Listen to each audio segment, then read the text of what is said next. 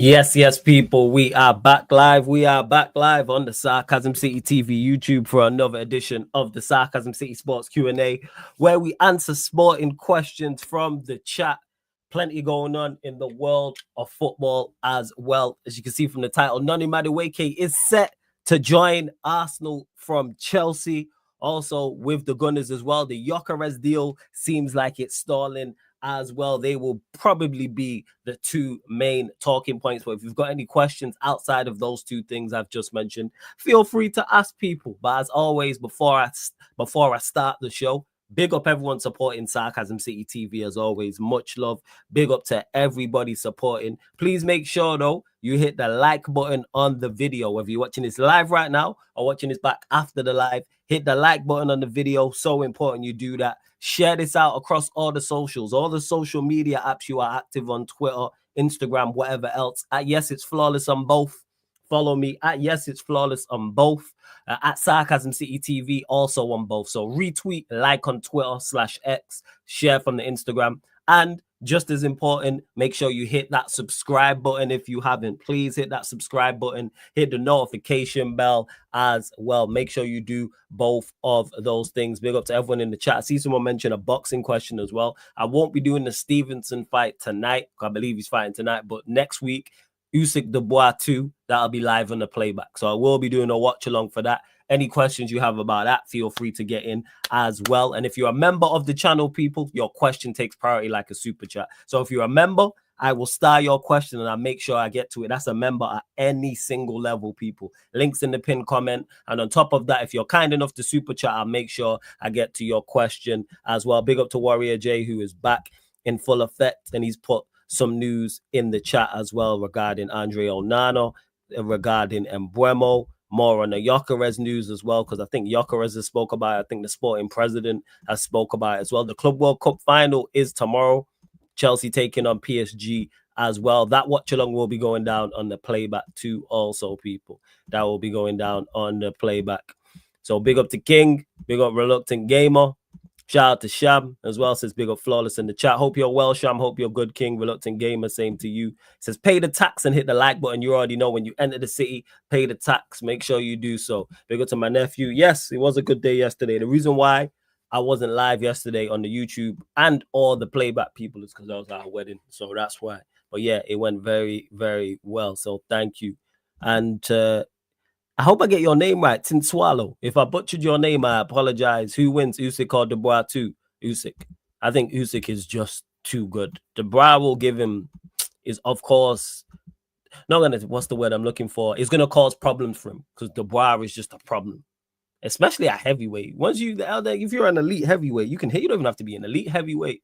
Look, like if you're a professional at that weight, at that height, at that size, if anyone at any given moment, anybody can knock anybody out.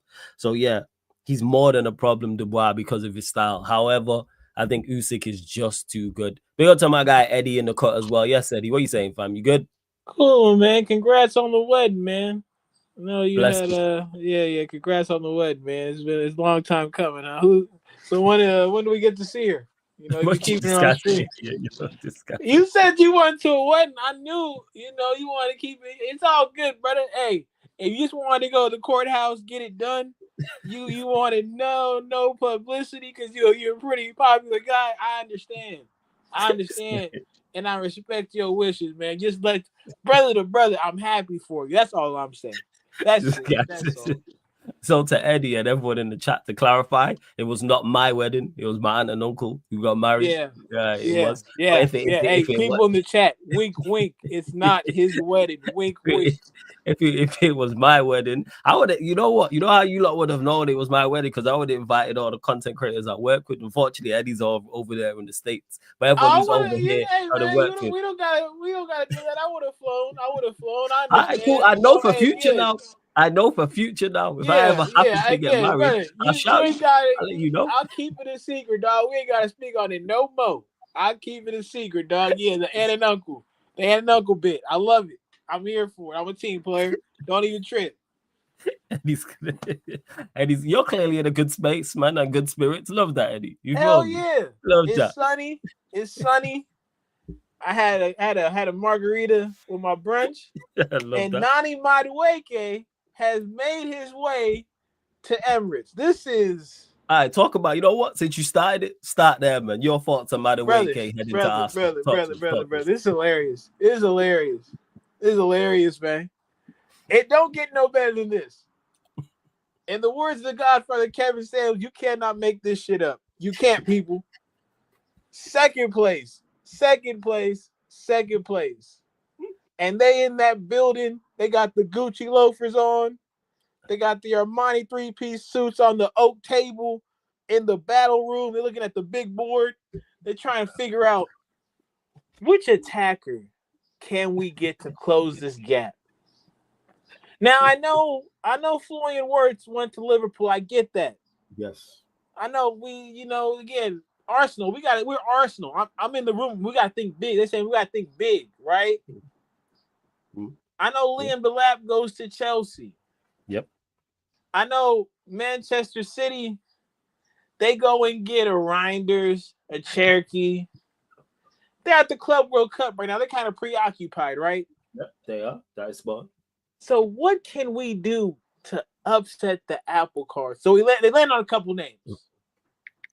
Go. One is Benjamin Sesko. Mm-hmm. One is Victor Gyökeres. But the one who stole their eye, NONI MADUEKE. And see, brother Flawless, this is how you know. This is why you brought me here, because I read past the tea leaves. Go on. Arteta didn't want NONI MADUEKE. He like any brother out here right now who's starving. He wanted him some Ruby Rose. That's what the real Arsenal you reckon that's what it was? You trying to get Ruby Rose to the Emirates. Signing is Ruby Rose. He wanted the lace fronts. He wanted the Daisy Dukes. That's who's coming to the bridge. He gonna put him on astronomical wages. You see, Ruby Rose got a price. She has an image to uphold. That's $300K a week, man. That's not even $300K a week, man. Yeah. The only way. So, we'll wait. We got Mbeumo. And Mbeumo, like me, he got the simpler taste, right? We just go right to Africa, have ourselves a good time.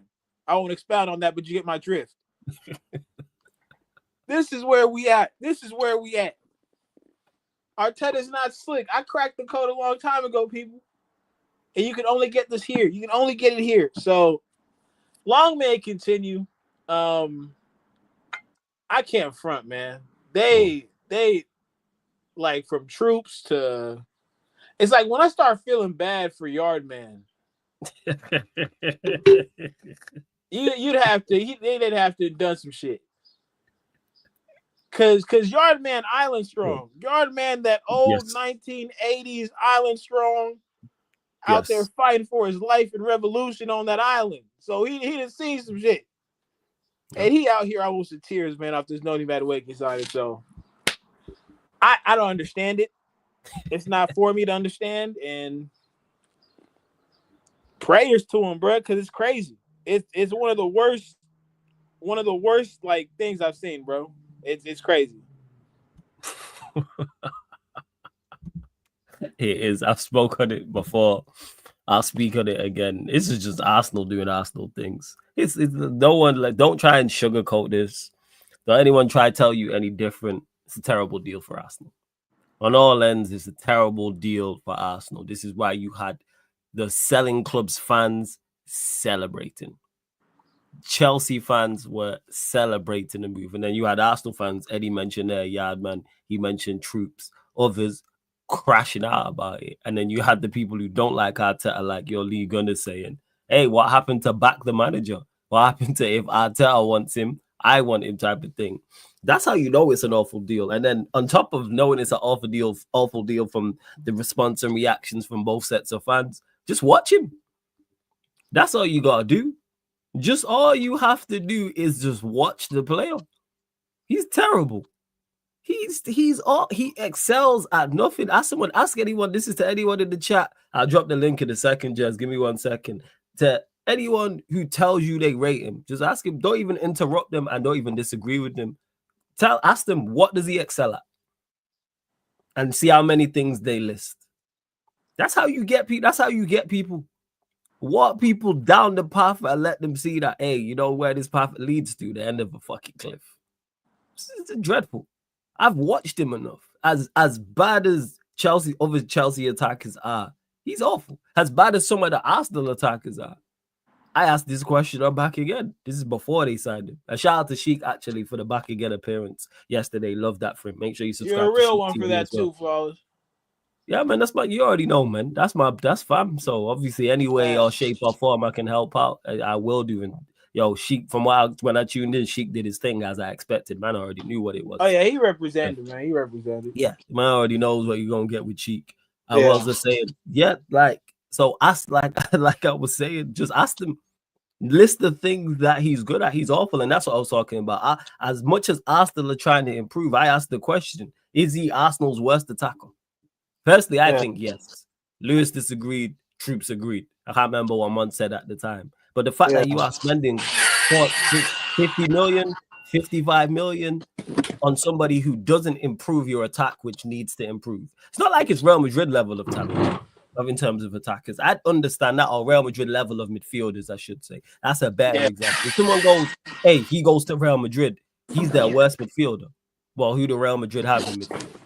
You got Camavinga, you got Tchouaméni, you've got Gula, you've got Modric, even though he's leaving, you've got Bellingham. The point I'm making is you got Valverde. There's a plethora of talent there. So if you fall short of that group, we go, yeah, I hear it. That makes sense. But the Arsenal lot, where there's clearly like take out Saka, there's nothing special over there. They're 10s, wingers, and strikers. 10s, 9s, and wingers. Take Saka out, there is nothing special over there. Odegaard, I think, is a good player. Yeah. Martinelli, we know about his deficiencies. Who else they go over there? Wanyeri I actually rate, but for whatever reason, Arteta don't play him. But Wanyeri, so I don't put Wanyeri in the group because he don't play like that. Because the manager don't rate him, but he should be playing 110%. But you've got Odegaard, you've got Havertz, you've got Trossard, you've got Martinelli. It's much of a muchness, and then you spend 50 M's on Madueke because he can play right and he can play left. But Flawless, this is what's crazy. People question why anybody would hate Chelsea. It's because they keep getting away with shit like this. I don't know what it is. At this point, it's bullying.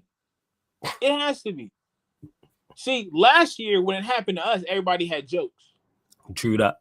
This year when it happens to them, shit, you know what I think it is, right? I'm going. I'm going to call it the Roman files. Roman Abramovich left clear like a folder with all the evidence on all the top 6 club owners. They got some pictures, dog. Oh, you reckon they got some? They got some pictures. They got some pictures. They caught him like Oscar De La Hoya. That's all I'm gonna say. I'm gonna leave right there, people. Oh, damn. This is crazy. Because this is how outrageous it is, bro. Think about this. You get away with selling Mason Mount to us. Nobody gets the memo, I guess, right? Kai Havertz as well, fam. Kai Havertz. And Gallagher. They span the block. That's the biggest they span the block. So we don't talk about that enough.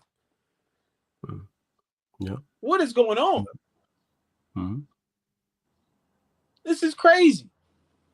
So again, the Roman files are thick on Strand Concrete. But if anyone, the song is like a fan, and if you know the Kendrick song, what that fan word stands for is an acronym. The song's like a fan. You're a fan. You're a fan. You look like French, bro. I don't know what it is. So, I can't get over this, man. I mean, this is why I'm good. Like, I'd rather wait for Mbeumo than sign Madueke within the span of 2 days talking about it, which is crazy. Oh, yeah, absolutely.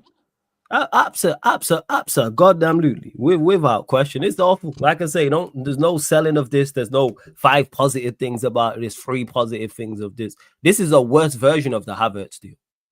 And I don't rate Havertz, but Havertz is a, even though they play different positions, Havertz is a better, whatever you want to strike or forward line player than Madueke is a winger. Without doubt. Big up Jez as well in the cut. What are we talking about here? It's awful. As bad as the Mount deal is, as bad as the Havertz deal is, this is worse. This is worse, especially because of where Arsenal are at. Eddie mentioned the second places and what they need and where they're trying to go. And you go sign NONI MADUEKE. All right. And when there's other players out there, that's the craziest part. There's other players out there. You can go, just add more money and go get Eze. Like I feel like we're the only ones. Like it's like we're in crazy land sometimes. You feel me? Because it's like, look, it's so clear. If I need a left winger, if I need an improvement on the left wing, it has to be like world's best, right? Like it has to be that, because even with the Eze thing, anybody who watches Eze knows he's a 10. Play him centrally, you let him cook. Yeah. It's just how Crystal Palace set it up. It didn't really work that way, but he still did his thing. Facts. But with his attributes, you watch him play and you're like, yeah, that's a 10. So even if you're saying that's who you want to get, Arteta doesn't play the type of football that allows Eze the freedom to be himself. This is what I keep telling about these Cone disciples. Don't let them play football. This is why Ancelotti, Ferguson, like these guys will always be up top, because they treat their players like they're grown-ass men. I said Cone disciples. Telling you, the worst kind of coaches. I know you can't stand them as well, Eddie. I know you can't stand them. Yeah, brother, and you know who's the only one I'll give credit to? Go on, who? Enrique, because okay, this run by PSG, if they close the deal, it's exceptional.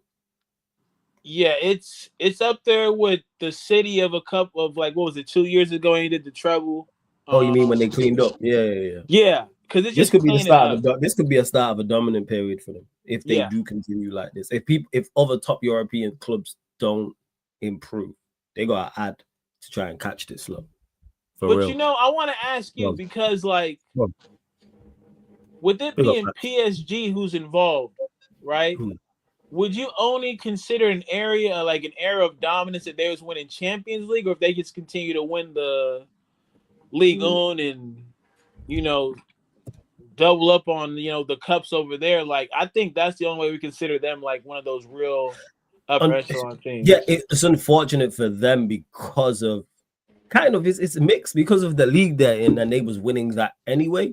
You kind of look at it and go, all right, you should do that. You should win Coupe de France. I'm not even saying they have to win the Champions League necessarily this year. Let's say they don't win it this year, but then win it the following year. Right. They pick up if they go 24 and because winning the Champions League back to back is tough, as we've seen. Real Madrid are the only team since the inception of the actual Champions League that have done it, because it is extremely difficult to do.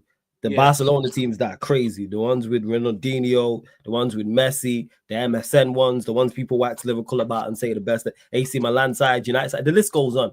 None of them went back to back. But when you look at the team that they have now, and you look at the teams that are closest to them, if they don't dominate, I'd be disappointed as a PSG fan if we don't.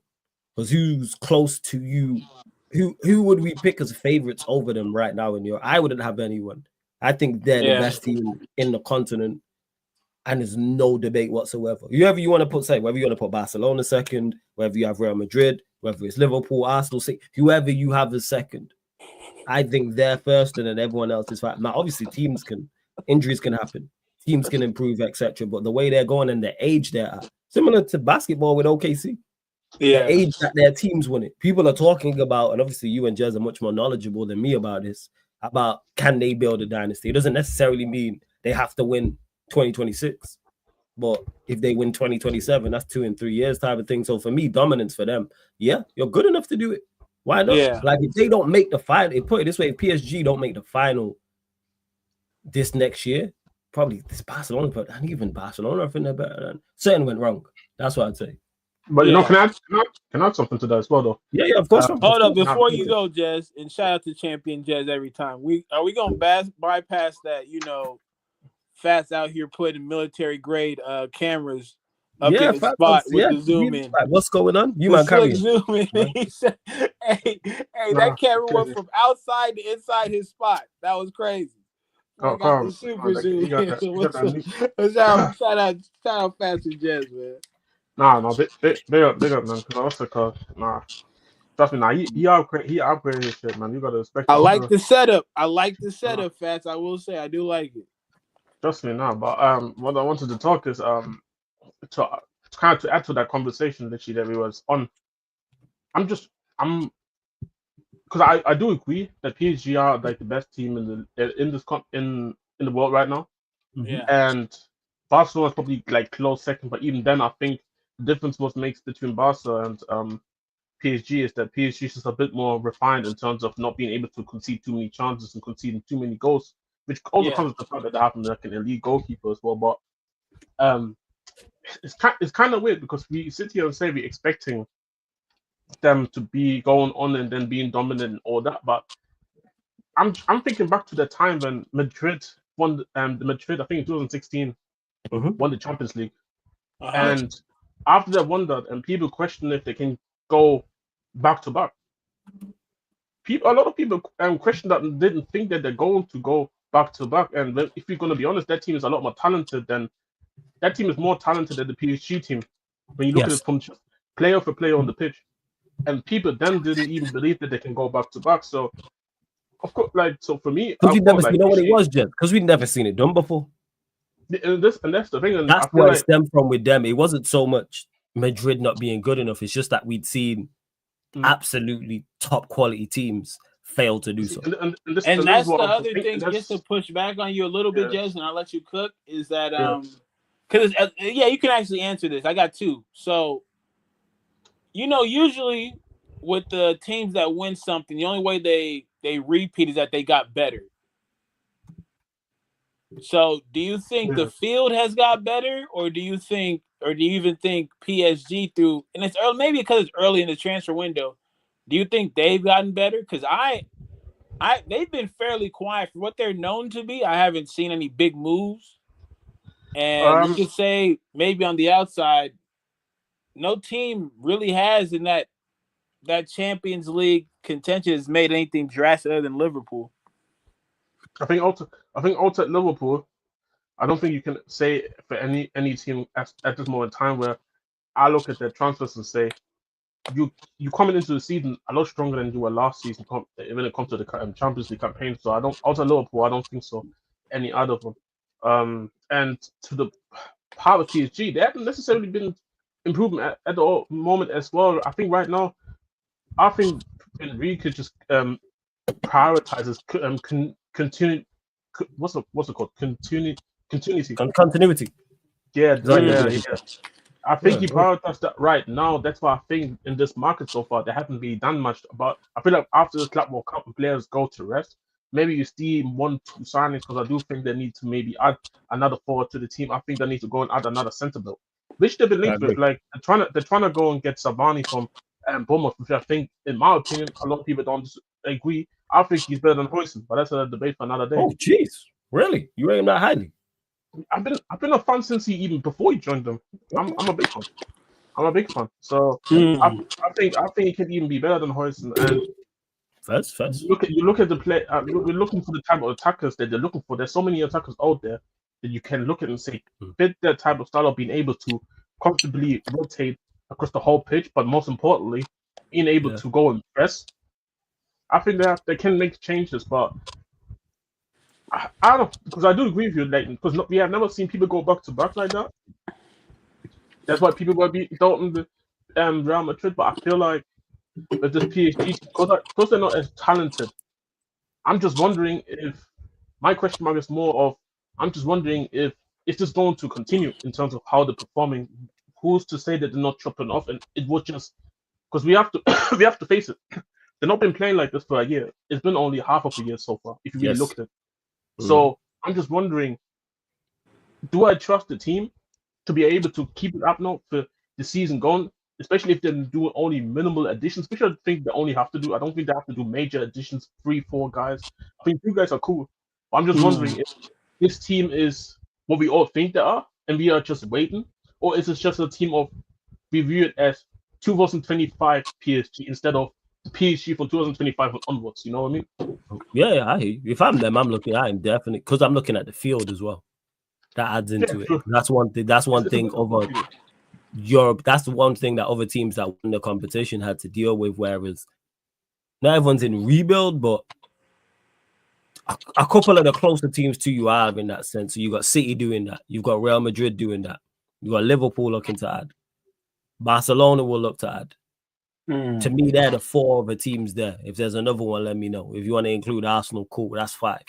If I'm PSG, I'm not fearful of any of them. I'm paying attention to what they're doing, but I am not fearful. Obviously, we don't know what Inter Milan are going to do as well. Could have a team with make 3 or 4 signings and go from that 6 to 10 space into the top 3 in regards to top European sides. So that's how I kind of look at it. Before we continue, though, you lot run up the likes. Over 70 people in the building. What are we doing, man? Over 70 people in the building. Right? You know what? We're at 46 likes. Let's get up to 60 likes, people. Like check 1212. Like check 1212. I'm gonna get to the super chat. I'm gonna get to a couple of the questions from the members in the chat as well. I'm not ignoring you lot. And now we had no new subscribers. We're one short of 15,230. There's over 70 of you lot in the building. I know there's one person who hasn't subscribed at least. Hit that subscribe button. Get us to 15,230. That is the next target, people. That is the next target. That is the next target. Let me see what else you lot are saying in the chat as well. Big up to Mus for the super chat. Appreciate it. He says, big up Flawless. How would I get on the channel? Fan calling show. That's the easiest way to get onto the channel. I normally run them Mondays. I haven't been because I've been out on weekends and stuff. But tomorrow, well, no, it's not tomorrow. This Monday coming, about 10:30 p.m. UK time, I'll be running the fan calling show. So that's open for anybody to call in, so that's yourself, whoever else. Doesn't matter where you're calling in from, etc. So make sure you got microphone, not even a microphone. Yo, turn camera on and say what you're gonna say. So yeah, Moss, big up for the super chat. Flawless is the negativity around MADUEKE over the top from the Arsenal fans. Absolutely not. No, it's a dreadful move. If this was Manchester United, I'm cursing them out. It's not his. They're not saying. Okay, there's objective facts. Like people like to get their emotions into certain things. Yes. There's objective facts. He's not the level that they need. That's a fact. So it's not about him. It's about the transfer. I think the problem depends where it's from as well. I think it depends on which minority, which group of people are you talking about? Because I do, even though I think it's a terrible signing personally, but there's some really weird things that has been said. They're not even talking about his footballing ability and stuff like that. Yeah, you already know. Let's just clarify. We ain't talking not to you. We ain't talking about them. 100%. And for me, one of them 39 follower accounts talking crazy. Well, it's not even those accounts. It's be like even some bigger accounts that be making still black UK, a black male UK stereotype type of tweets, and this be also some bigger. Oh, the weird, but come on, the weird I know that, but I'm talking about usually when you see about transfer, you see it's normal that you see a crazy outrage. Yeah, but this one was crazy. Where I even saw a point where everybody knows how I feel about MADUEKE. I was one of the first ones to ever issue calling him shit before everybody else was comfortable calling him shit. And even I could look at it and say, "Jeez, like I know he's bad." So I get the outrage, but some of y'all and the amount of stuff was crazy. So I do think there's a little bit where I'm looking at it and say, "Nah, there's a lot of people who do need to calm down." And yeah, I'm seeing guys. This is the first time I ever see a player move a football club where he gets racially abused in the comments. Yeah, that's DMs. So this is crazy. Like, we have seen bad players move to football clubs. I've seen bad players come to my football club. I ain't never seen that. So I do think there's definitely some unnecessary hate. But then I agree with Eddie. Guys who are actually just objectively looking at it from an objective viewpoint. Yeah, this is where I agree. Yeah, like, I don't think they have any right to be angry about it. And considering the fact that how currently the window looks, not even saying that their window is going to look like this to the end of the window, but you want to push forward. You want to put like kind of like Liverpool that won the league, but we've shown you that we are not trying to just stand still. We're trying to continue on, and I feel like after another season of finishing second or not winning anything, and especially letting Liverpool with a new coach in his first season come in and win the league like that, you wanna at least send out the message. Wherever it's gonna result into you winning anything major is a whole different conversation. But you want to put out the message and so far, it's just not encouraging. So I do. So in that sense, 100%, the all the reactions that I think are justified. No, that's fair. Big up Prime in the cut as well. You saying Prime? Good, Joe? Yo, Prime. Yeah, Good? It's bugging, but How was it? no, I'm not lagging. I was just muted. I wasn't. All right, cool. You good, Joe? I am good. Yes. Blessings. I've not to say. Who was it? Andy said What are you something guys as well. talking about? Madueke and Arsenal. Arsenal fans overreacting. Madueke. Oh yeah. Arsenal fans are being weird, overreacting about Madueke just to back him once he signed. It's weird. Also, out of all the bums you've signed over the last 5-6 years with Arteta, he's one of the better players. So like he actually starts for you guys as well on the left. He's the best option you have off the left. By the way, David Luiz was signed under Emery, by the way, not Arteta. Yeah, I don't understand the hate towards Madueke. It's weird. People will it's not even that. People will back Havertz, but not Madueke. It's so weird, bro. I get the frustration of it, but that mural thing that Troops was talking about on the back again pod.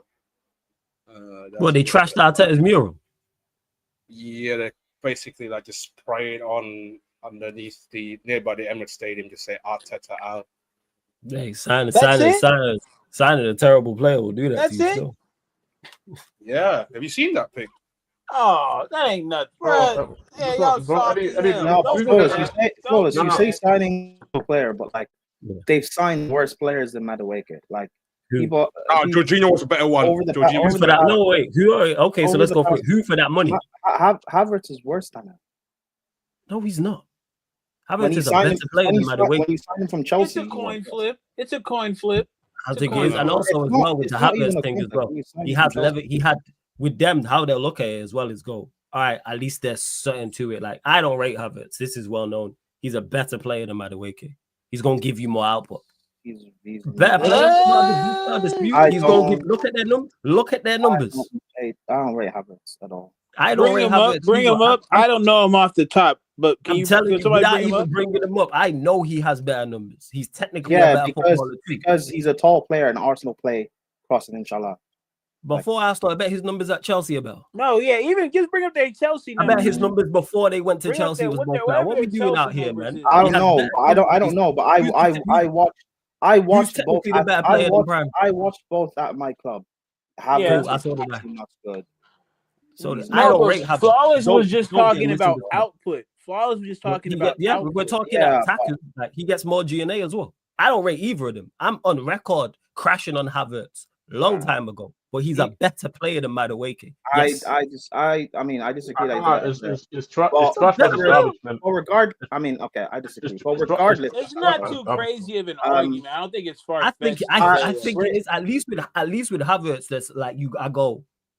All right, as bad as he is, there's something there he can do. Madueke does nothing. All right. Regardless with that, like that's redundant to me. I don't care. Regardless with that though. All right, cool. If we just dismiss it, I don't care what you got to say. We'll just be redundant. No. That's not the point.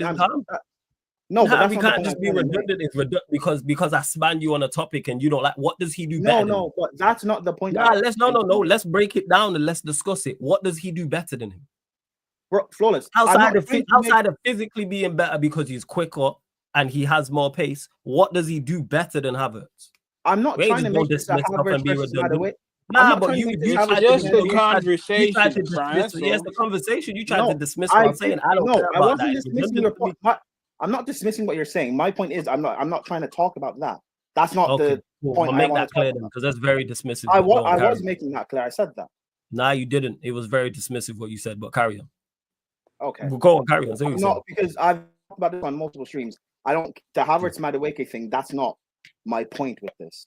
But your original point was they signed worse players. Who, Prime? We're not just going to say stuff and not back it up. Who've they signed for that? It's the fee.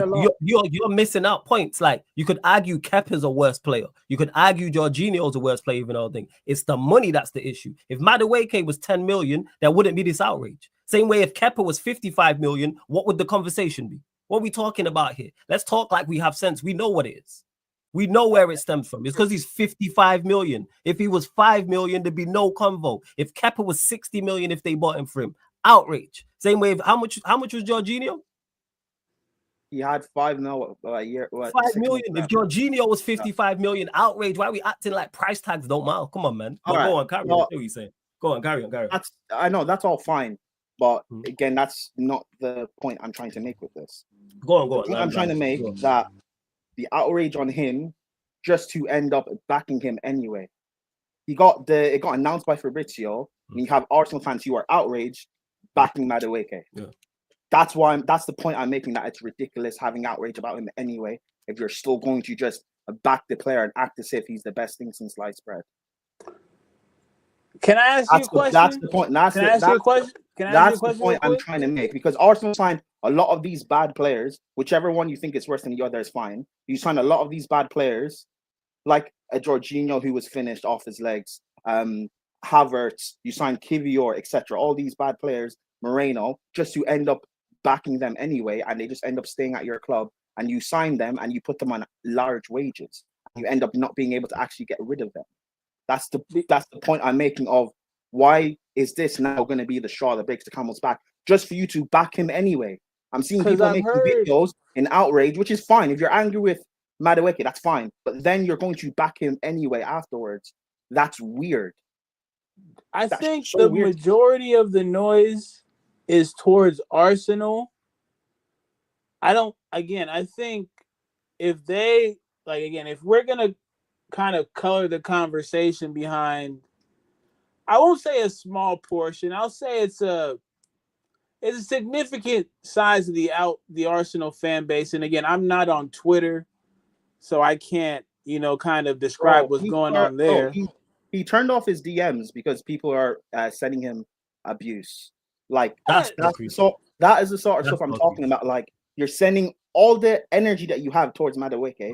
They don't have the why not point that towards your manager and your ownership?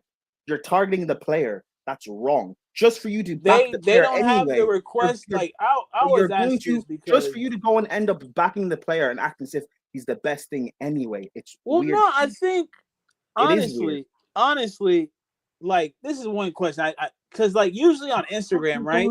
Why is my shit turned into Noah's Ark? Sorry, carry on. No worries. Usually on Instagram, you got the thing where you can allow, like, you have to allow the DM before it begins the conversation. Yeah. They don't have that on their stuff. Like, if you're an athlete, why wouldn't you have, like, if I don't know you, you can't reach out to me that quick. But that's a sidebar. It's a sidebar. You have DM requests, don't you? Huh? No, you can turn them off. I turn mine off. You can turn them off. Yeah, I know you can't turn them off, but like maybe he had his on. And he didn't. So, it's just, if it was me and I was an Arsenal fan, I would like, how is it you haven't woke up to the situation about your manager and your ownership? Like, you're collateral damage. How you're gonna get angry about Madueke just to back him, because I know what's gonna happen. Come November, December, you know what? If he scores against United and Arsenal beat United, everyone's on board. And by November, December, Madueke is going to be one of the best wingers in the league. That's what they're going to say. They played him the season. To be so angry and give him all the abuse just to end up backing him in a few months anyway. That's the weirdness. I know what it is. If you don't rate him, you don't rate him. That's fine. But you know what, Eddie and Flawless? I'll say this though. People can say he's a bad player, but if Arsenal weren't buying from Chelsea, Arsenal fans would have been on board from the jump. No, that adds to it too. That adds to it too. Of course, that adds to it. That's the biggest problem of this whole thing. But that's why I say the fake outrage is weird. It's not fake outrage. No, it is fake outrage. It's why anyway. It's not fake outrage. It's added outrage. It's added. Added outrage is weird because it's like your girl cheating on you is bad, but if you see your girl cheating on you with your main up, it makes it worse, does it not? But if you're cheating and you take her back anyway, why are you being angry in the first place? Is weird. That's fucking no, because you're gonna be angry regardless. No, even if you take her back, you'll be angry. Take her back. As somebody who, I don't know why you don't see that buying from Chelsea. But it's weird. It'd be like if I'm angry about Chelsea potentially signing Garnacho, and then we sign him, and then I try and do the mental gymnastics of, while he's actually a good player, he can take that's just on people. his man. That's just people lying to themselves. People do it all the time. I know, and that's the thing. That's the thing. They're fanatics. They don't make sense. That's why when people decide they want to kind of lead the conversation from the perspective of somebody who's saying bullshit, that's when I'm just like, okay, well, we don't even really gotta talk about them because we know they some dickheads, right? Like, for example, right? I know the type of person I am when it comes to the people on my club. I will talk to them crazy. In my younger days, I legit might have wrote dickhead at least 100 times, copied it, sent it to Phil Jones's DM because some bullshit he did during the game. It's just shit I've done. So I'm all I'm saying is, right, with those fans, you have to understand who you're dealing with here. You can't let it. And this is the MADUEKE, not so much you, Prime, because this is my thing with athletes, right? You have to be conscious about your diet of what you eat, but you also have to be conscious of what you're exposing yourself to. Yeah, it's cool to be in the comment section for a normal person because nobody really cares. But when you're a public figure, understand this. You're in the public. You cannot control what people say about you because you're a public official. I'm saying that's wrong to start, people. I'm not saying that I agree with that. I'm saying, again, what it is. What it is. Yeah, that's what it is. Yeah. That's what it is. You will have racists talk to you crazy. You are a young black man making more money than they can ever dream of. Doing something that they wish they could do. The envy and the jealousy is a main staple. So for NONI, brother, and I think he's heard it before, put your head down, play football. For Arsenal, you know you done fucked up, right? Because you put him in this position. He wanted playtime. That's all he wanted, from what I'm understanding, right? He wouldn't have left Chelsea if he didn't think he could play. So, again, prayers to him, but just know, man, you're playing football in England. It's like playing American football. It's like playing basketball here. Brother, they wrote the N-word in HAR-ER on LeBron James's front gate. And that man built a school. That's crazy, yo. Like, so yeah, bro, I prayers to him. I hope his mental is right. Go out there and play football. But for the people here, for the people in the chat, that like the whole, abuse thing, it's what you traded in. You traded in peace of mind when they started paying you all that money. I'm sorry to say it, that's just the truth. So protect your peace of mind. Facts. And any abuse to him is wrong. That's why I was surprised. All it's wrong. He had his DMs. He had his freaking DMs open. Oh, this fucking. What's it called? I actually checked it. What's it called? It wasn't just the DMs. It was the pictures when you post a picture and you can comment in the comments. Yeah.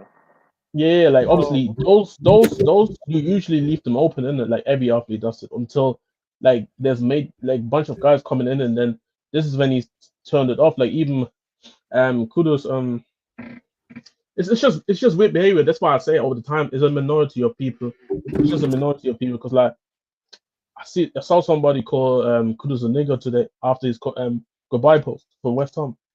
So it's like, nah, man, it's crazy, man. It's crazy. Yeah, you're not, and that's the cold part. That's the cold part. Like literally, you'll never know who that person is. No, I understand. You'll never know. Even when you come in here and they start spamming the fake profiles and they use the picture and all that, you'll never know who it is.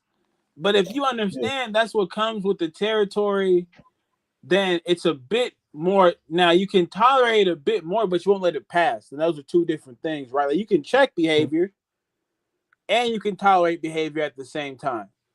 I You think cannot look let at it that. affect you, but you could also address it. Those two things aren't mutually exclusive. No, that I agree. I agree with that as well. Like, and that's why I was coming from the angle of how much it was, because like I feel like I said earlier, in the like, it's not like we never seen like a black player that people don't rate move to a big club with like a big fee and that. But Yeah. the amount that this one was getting, this one just felt different, to be honest. Like I gotta keep it 100, but this is just the way I feel, and like this one felt just a little bit different. You know what it is? It's that again. It's just the added on things I know. The emotions that, like, if anybody, I'm not gonna make too much of it, but when I was watching Troops yesterday on Saeed's channel, and I saw him say some of the things that he was saying to Saeed, I was like, okay, Saeed knows this dude's really hurting right. That's why he let that slide. That's why Saeed knows he's going through it. That's why he let that slide. Anybody else, they get talked to in the moment. But Saeed's like, you know what? I'm gonna let him. He going through it, right? You can see how he was wearing it. Oh yeah. Troops is yeah. He's going wearing through hell. He's going through hell because Lewis be reminding him every day about it. Yeah, that's what it is. Every single day, every they update. was bringing the receipts too. Boy, got ugly. Yeah. Because he said a lot. I seen people in the chat. Oh, Romano's not good. He gets things wrong. And all this is all right. Okay, this is what it is. Speaking of Romano, go on. Can you share this, brothers? Yeah. And to Andy, to this, who says squad depth. Yeah, it's terrible squad depth though. How you get squad? How about you saw out your first team? I disagree with people that he's squad depth. I think Madueke is going to start, and that could be worse. I think so. So go on, Jez. Sorry, go on. No, I was just saying that we spoke already before. I think he's going to start left wing until somebody comes in. Yeah. Hey, Prime, you think he's better than Martinelli? It's very close, man. Madueke, Martinelli is terrible. Prime, what about you? Prime. Is he left? Does he think he's froze? Is he left? Frozen? Yeah, he's froze. We thought he was doing the mannequin challenge. Yeah, he'll be back in a second. When he clicks back in, he'll click back in, ask him. So yeah, I was gonna get to this as well, but big up to Brian for pushing up. So this is for Fabrizio Romano and Bremo. As of this weekend, the deal is still alive, and Manchester United are pushing to get the green light from Brentford. He's still the main target for Manchester United, and he still only wants United. Stuff that there's none of this a surprise, none of it's a shock. It just shows just how bad we are at what we do. That's why. It's like everything is in, like the selling of players, like I spoke about. You want to sell players, players want to leave, clubs are interested in said players. If players don't move, I can only blame the selling club. And it's like this with the buying club. Brentford are willing to sell him. Manchester United are looking to buy him. And Bremo is willing to join Manchester United. So all three parties involved want the same thing, are willing to do the same thing too. So the only problem is the buying club at this point. When we know what they want, especially again, people get misunderstood, be in the positions of power like I talk about. There's an A side and there's a B side of every single negotiation. And the Manchester United, when we're selling players, we're the B side. So therefore, the selling club's the A side. With this one, with Brentford, they're the A side because they don't have to sell. As much as he wants to leave, unless he like kicks up a fuss, hands in a transfer request, etc. But it's like Brentford are willing to do the deal, as we've seen. They're willing to. That's why they've set a price. They ain't said, hey, he's not for sale. Priceless. Hey, he costing 150 million. It's like, yo, just pay the money and just get the deal done. And big up to African King who asked this, is how do United fans feel about the lack of the movement in the window with pre-season is on the horizon? Just, hey, word to Allah, man. Just a deeply unserious institution. GUI. That's legit how I look at it. Go on, Eddie. Your thoughts on it. Yeah, I'm not tripping. But I've usually, again, this has been my whole consistent thing when it comes to them in transfers. Like, that's not where my questions lie. All my questions lie on their managing and like handling the manager. Because in my opinion, right, they've already crushed one transfer window. Mm-hmm. So I expect them to do the same. Now the transfer window ends. and they don't meet that threshold, I don't want to hear it. Right? But as for now, I'm cool. Like I'm really, because it's like we need so much work done. I'd rather they get it right than get it rushed. Agreed. And so I think with these two additions, the attack is pretty much settled for right now going into next season. Only question I have is the midfield, and so we'll see what happens crazy, after. Yeah, about this deal with Bremo. Yeah. When you look at the prices of the wingers that are going for in this window into the Premier League, I think he's better than all of them. So if we get him for 65 million, I think it's a steal. I think that's there's nobody. That's why I'm saying, like, it makes it more to me to pay the money. Let's say he is 70 million. Yeah. So again, I'll state it. There's no winger that's moved in this window. Someone correct me if I'm wrong, to any of the other clubs in the Premier League that he is not better than, that have gone for big fees. He's better than them all, and people know I rate some of them. Obviously, some more than others. I'm not talking your MADUEKE, but MADUEKE is going for 50. And you shouldn't do it based off solo deals, but I'm just pointing out in regards to the market to get him for the price. The TKL, he says he's not a 70 million player. No, I don't believe he's a 70 million player. But I don't think MADUEKE is a 55 million player. I don't think Bino Gittins is a 55 million player. Alanga. I don't think Alanga's a 55 million pound player. And I rate the issues.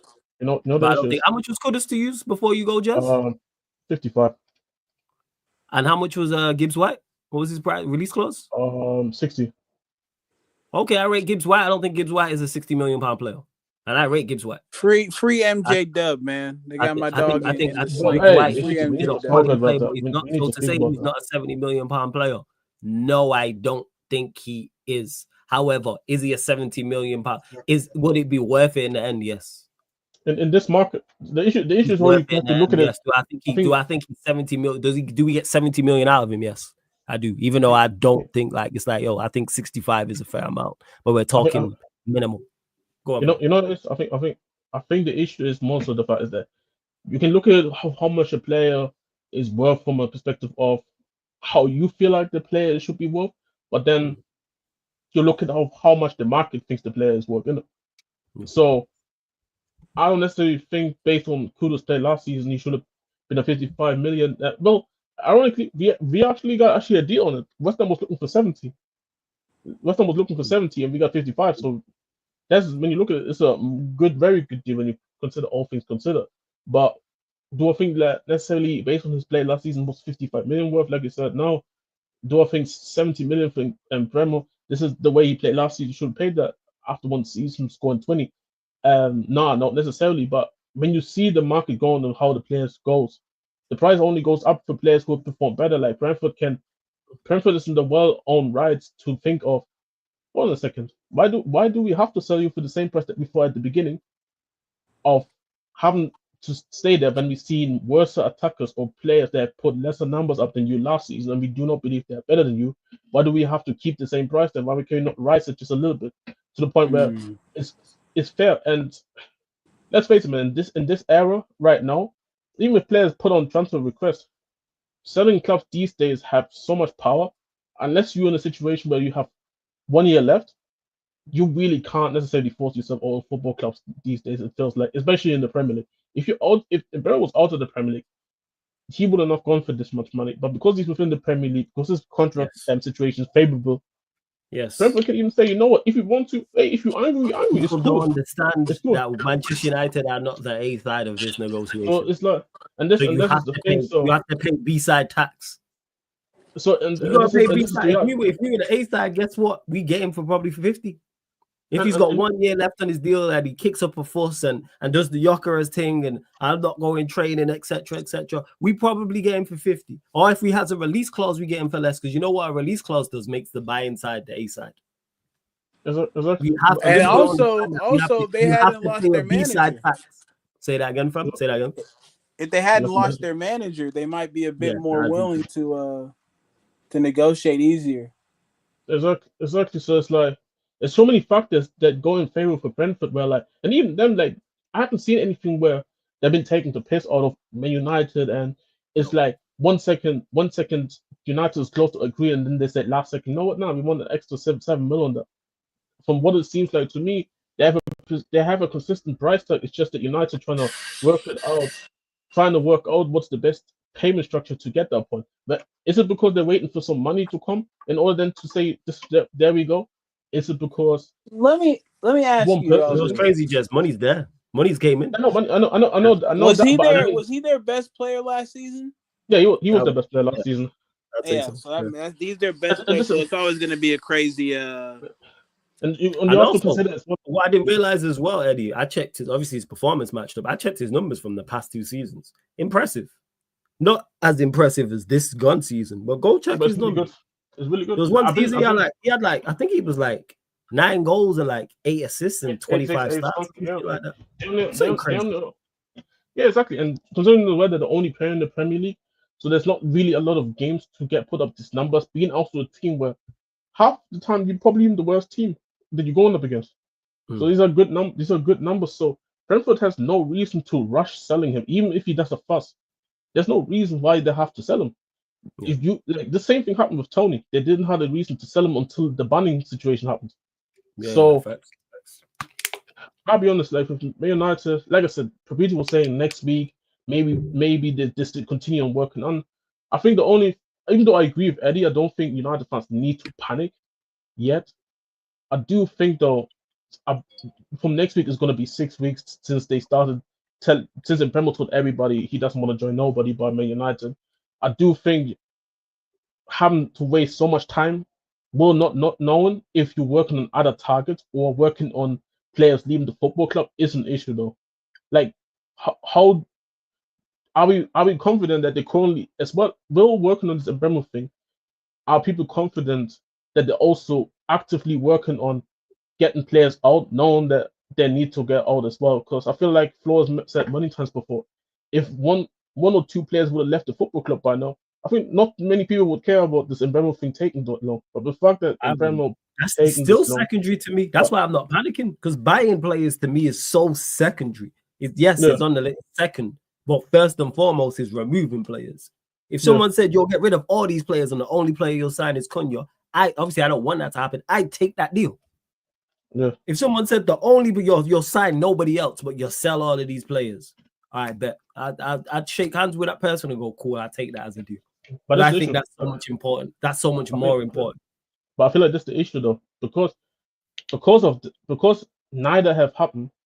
This is where a lot of people start getting nervous and start getting a bit urgent of like, yo, is something really happening? And of course, I'm with Eddie. There's like so much, like I was saying this literally about Spurs when a lot of people was asking, yo, where are the transfers, where are the outgoings? Window ends in the end of August. There's so much time to get a lot of work done. But I don't know, man. Like it's for me, it's just weird. I haven't seen like a deal that I feel like is kind of straightforward as in Bremo take that long enough. But that's just me though. Yeah. So to answer your question, African King, yes, I think my issue is the lack of movement. Yes, but not where people would think it is like damn Bremo. That's why I've remained pretty calm. It just shows it just shows just inadequacies and just how terrible it is. Like you're not realizing where you are. Like that's what it kind of is. Like to take it to boxing where there's an A side and B side. 2 big fighters have about the loser is then going into then there's a rematch and the loser's going into the rematch. Like you're the A side. No, you lost. You're the B side. It's like we don't realize we're the B side of this negotiation. Whereas Cunha, we was the A side. You know why? Because there was a release clause. So the selling club, that takes away the power from Wolves. Because we can just, hey, here's the money. Or you know what? And what we did, I don't think we actually triggered the release clause. I think we went and negotiated with them and paid them. I think you triggered it. We triggered it. You triggered it, but these days teams are cool. Yeah, you can structure the payment. Yeah, the point I'm making is because that is there, you can say, all right, the release clause for this player is 50 million. Okay, we'll give you 65, but it's just over a longer period of time. You have that, whereas Brentford, they're in no rush to sell. Yeah. They're already pretty accepting of losing him. That's why they're negotiating. But it's like, pay. I mean, you say this about the release clause, but not for us. I think they don't know about the concept, bro. Oh no! Hey man, did you see that owner? Did you see that owner last day of the season? You think he give a damn about all of that, man? Bro, I saw that like he was beefing Gary Neville. He's also a reason why Crystal Palace are in the Conference League, bro. That owner is a dickhead, bro. Let me tell you something, Jez. Yo. Paratici keep playing with my guys gonna end up at the bottom of a favela. Bro, let me tell you that right now, man. Better relax over there, man. Bro, yeah, you have to understand, bro. I'll be honest, bro. I gotta keep it 100, man. Like, and the thing is, that's like these not like that Tottenham Forest fan, the YouTuber, what's his name, Wolvie or some shit. He be on Wolf. He's on Never a Foul, right? Never a Foul on that, yeah. Bro, yeah. I saw a tweet here. I saw the tweet here. Making like a TikTok and talking about how Tottenham interested in Morgan Gibbs White, and he was like kind of bantering shit, saying shit like, why would Morgan Gibbs White leave Nottingham Forest to go out of all of clubs to Tottenham? And literally 2 hours later, I like the 2 energy. hours later, bro, you're captain. You know how you need to negotiate personal terms and everything, and how long it usually takes. Bro, we got personal terms done with them within 2 hours. Your captain wants to get the fuck out of Nottingham, bro. He knows what's gonna happen next season. 7th or 6th, whatever the finish was an overachievement, bro.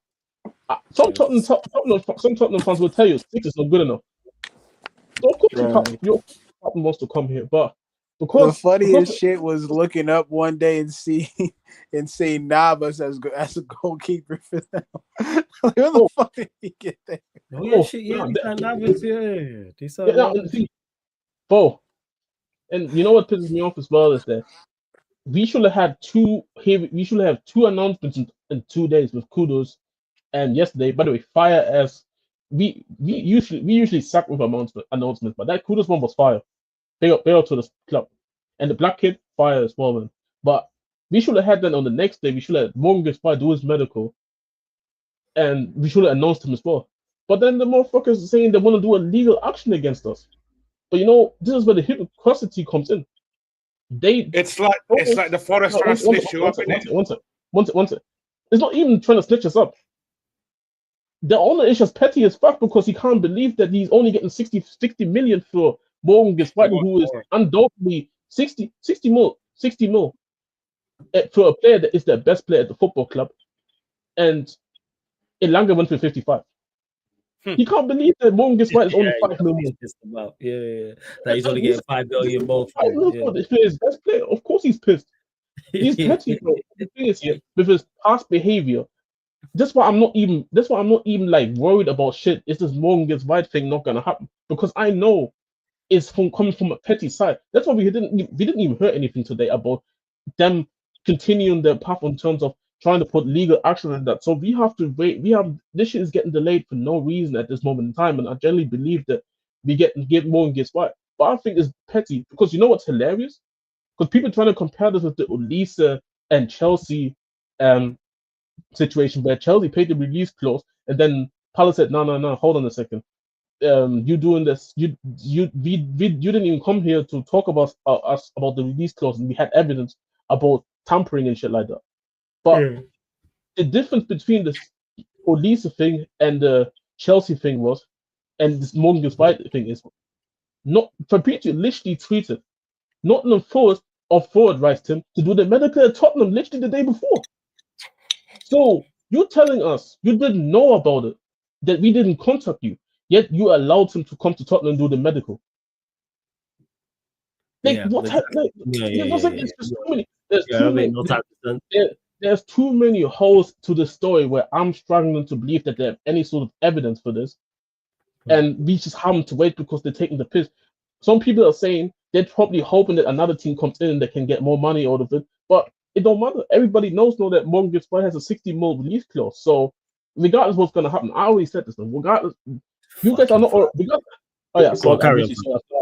Regardless what people say, regardless what people say, if Morgan Gibbs White happens or not, and I rate the guy massively, I think he's extremely underrated. So I'm happy to pay the 60 million. But if it's not gonna happen, cool.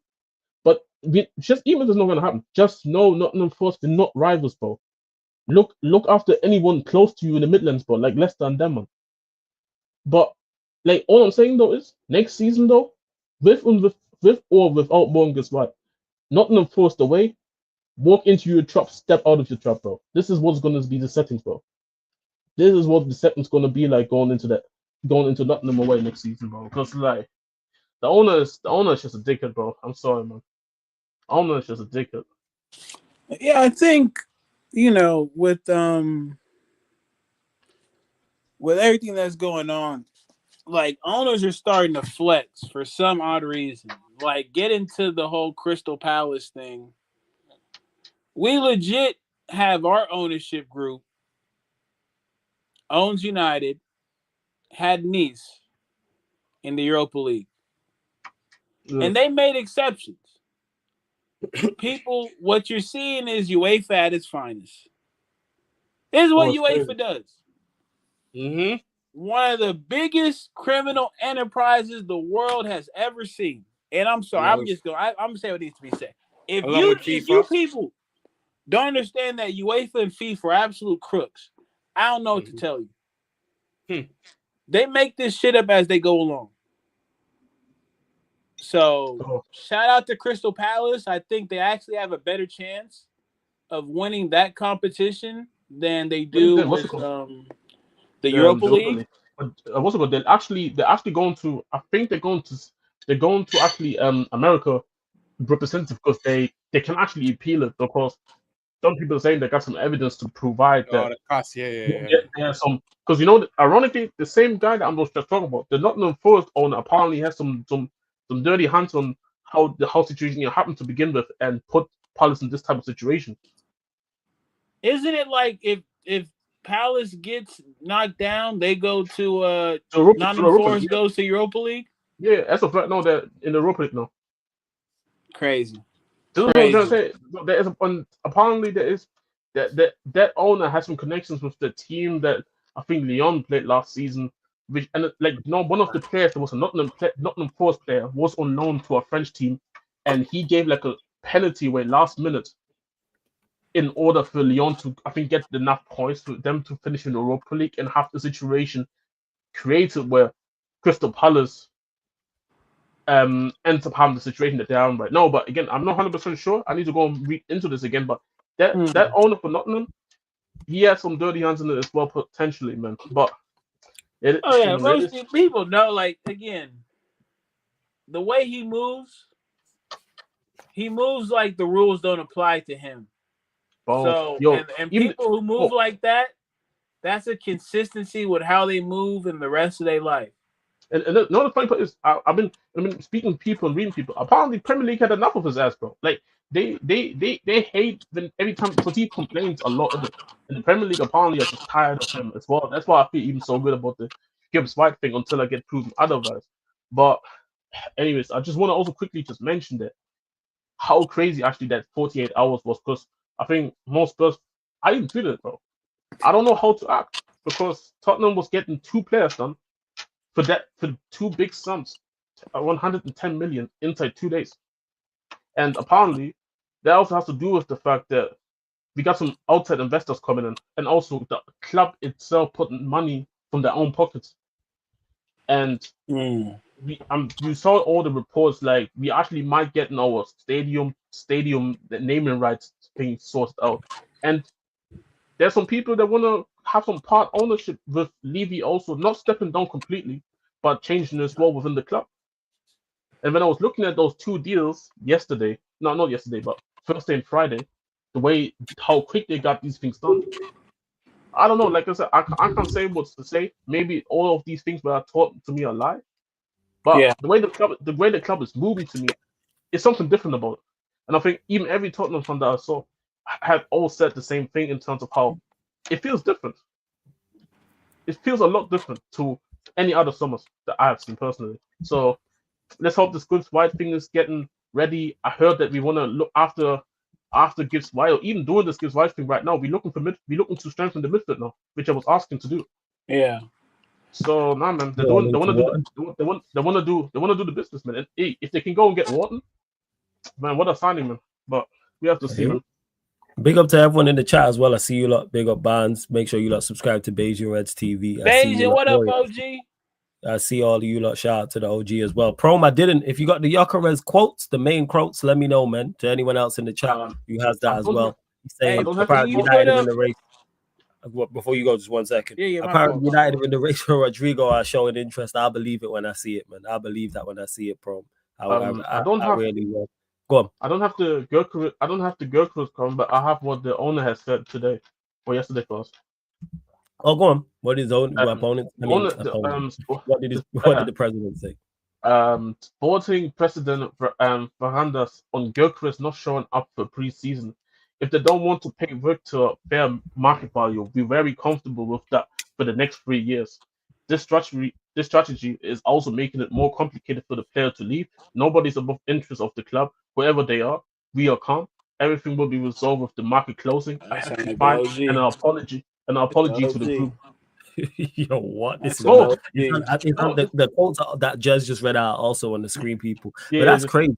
Everything will be resolved with the market closing, a hefty fine, and an apology to the group. He told them, bro. That's OG.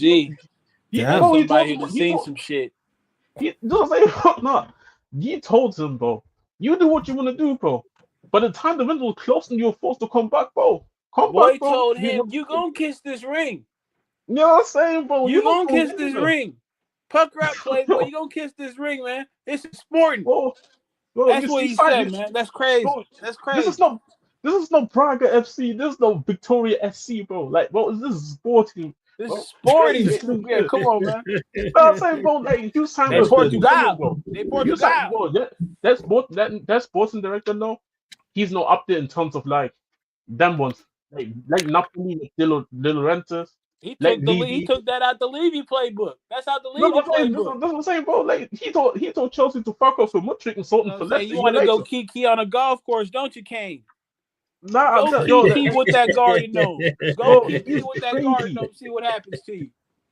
No, bro, this is one out here doing kick-ups for fucking Tottenham calendars out here, huh? Bro, that's what he doing now. Bro, I'm telling you, bro, and he probably thinks that GYOKERES blonde, blue eyes. He thinks he's soft. Yeah, he thinks he's soft, bro. That boy too pretty. He ain't bad. You a pretty boy. You a pretty boy. You know what I'm saying, bro? You ain't on that life, bro. If that was Victor with the C and no Kajero, Victor would have cuffed him up. Vic got a couple cousins that coming up. Bro, that's what I'm saying. Our Vic and the cousins. Bro. No, not Victor with the K. It's Victor. You know what I'm saying? It's Victor. Hey, you know what I'm saying? You know his cousins don't got no neck. It's just a collection of muscle up there. That's his cousin. Just like this. They always taking a deep breath. Like, bro, where your neck at? It just go head to shoulders. He's gonna address you. He's gonna address you like an angry African uncle, bro. Come on, man. He knows what's up. He knows what's up with Victor. He knows what's up with him. He knows what's up with him. You know what I'm saying? The fact that he said, we're willing to take less money in the next 3 years, cool, bro. You're gonna be here until somebody pays the money. Said, I got 3. I can deal with 3 years of this. That is mad. Man literally said if they don't want to pay Victor's fair market value, we're very comfortable with that for the next 3 years. Like, bro, they acting like they got money like that too. Above the interests of the club, whoever they are, we're calm. He sounds like one of them. Bro, he don't even bring money, bro. If that's the owner, if the sporting director was sitting right next to him, his head was down the whole time he was saying this. Man said, whoever they are, we're calm. Bro, you said over my dead body, bro. A hefty fine and an apology to the group, man said, I'ma find you and you go apologize. Oh, you soft. Hey, you seen that meme? You seen that meme of old boy singing in court? I'm sorry. That's what he gonna be like. I'm sorry. I'm telling you, bro. He knows he's soft, bro. He's not on live. He ain't on shit, bro. He knows you came up from a very good. You know what I'm saying? What's it called? Middle class family, bro. You come from a middle class family. You ain't on that life, bro. His real name is Clarence. That's what he said. He said his real name is Clarence. So cut all that tough shit out, man. Man, This is what I'll I'm have you trying to doing say. kick-ups with the kids who keep playing with me. That's what he said. Bring your ass back to training. Bro, that precedent make him, like, he changed this nigga broke life. This is what the precedent did. Like, he changed that broke nigga's life, bro. This is what they did, bro. So man, he was in the championship. Yeah, he was in the championship playing for Coventry. He was playing at Community Gardens. Bro, I showed you the bad ones on the list been beat. This is how you treat me? Treat me. Bro, Victor was scoring 24 goals in the championship, was in the championship final, losing it to Luton, and he's like, hold on a sec, bro. Nobody looking at you in the championship. Yo, I'll save your life, bro. I'll save your life. And looking at me, like, bro, you better repay me that. Like, he's one of those loan sharks, bro. You better repay me all that, bro. That's what I'm saying. I know his hair is slick back. I know this owner's hair is slick back. Slick back brothers move with a certain disposition. Bro, I need to look up how he looks, bro, because it's like, bro, this is crazy. Bro, I guarantee you, first 5 pictures, he ain't smiling, not one of them. Let me see this. If he's smiling, he laughing. That's it. Bro, Sporting don't even make what? He's got the slick back hair as well. I knew he got the slick back joint, bro. He's got the slick back hair. Bro, look at that. They move a certain way. The suit is Armani every time, man. Yo, the suit's clean as well. I can't lie, yo. The suit is telling you. The edges are gone, but this is how you know he's evil, bro. Final question: does he have a wife? Final question: does he have a wife? He probably has a wife. President. Yeah. I don't know. I share the floor. Actually, it doesn't even matter. That's probably a front. So knowing the way he probably moves right now, who cares? So yeah, say that. I just googled wife. It does say he does have a wife. Yes. I shot the what's it called screen. You know what's crazy? Personal life. He's married to is it Katarina Larsson? She's Swedish-born Portuguese. That's hilarious. Now, is there a picture? Is there a picture? Yeah. Is there age? That's him, bro. That's him right there. Is that him? That's him, bro. That's the president. Oh my god. Bro, the edges are gone, bro. He's a devil, bro. He don't care no more. The way man said, "Yo, it's calm. We'll stick with him for the next 3 years." Well, like he was special forces. I was like, "Yo, the way I can imagine how he said it without hearing him say it." Shout out to Hassam for the raid as well. Big up Hassam for the raid. Big up everyone joined over from the raid. Make sure you subscribe to Don Hassam if you've not. Make sure you hit the like button on the video whilst you're here. Get us up to 100 likes and subscribe to the channel. Sarcasm City TV as well, people. Go on. We're just talking about GYOKERES and what the president said, people. Yeah, go on. Carry on. You. Bro. This is a nigga that doesn't give a shit, bro. Yeah. This right there. Bro, heavy hitters. Bro. These guys don't care, bro. If you don't run the breath, we don't care if these dudes don't want to play for us no more. You're gonna come back, bro. You know what? I rate it, you know. I rate that, like the whole will suffer. Man said suffer for 3 years, you know. You know what I'm saying? It's not the Portuguese league is not running like the Premier League in terms of a cash cow. Money is coming in before even playing football. This guy, Mr. 60K subscribers calling me a celebrity, you know, it's crazy. But you know, make sure you subscribe. Shout out to Don Dada. Don Hussam, man. My dog. Shout out to Hassam every single time, man. Big up Hassam every single. Appreciate the raid, Hassam. Thank you very much, man. Much love for that. I appreciate it for real. Big up to everyone joining in. But yeah, yo, I didn't realize his words was like this is just baffled me. Not like confused me, but I'm surprised. That's the words I'm looking for. Surprised that he said this publicly, yo. Like the fact that man said it's calm, yo. Yo, he said it like us. I said we're calm. Bro, this is the same. Bro, you gotta deep Brandon as well. You gotta deep it, bro. This is the same guy here. This is the same guy where we agreed to fee with Sporting to get poor, yeah. Then they told us now we want 5 mil more last second. Backed off. Just so not because they didn't want to sell him, just so he can play the final. You know it's gonna happen when they bring that fight to the table.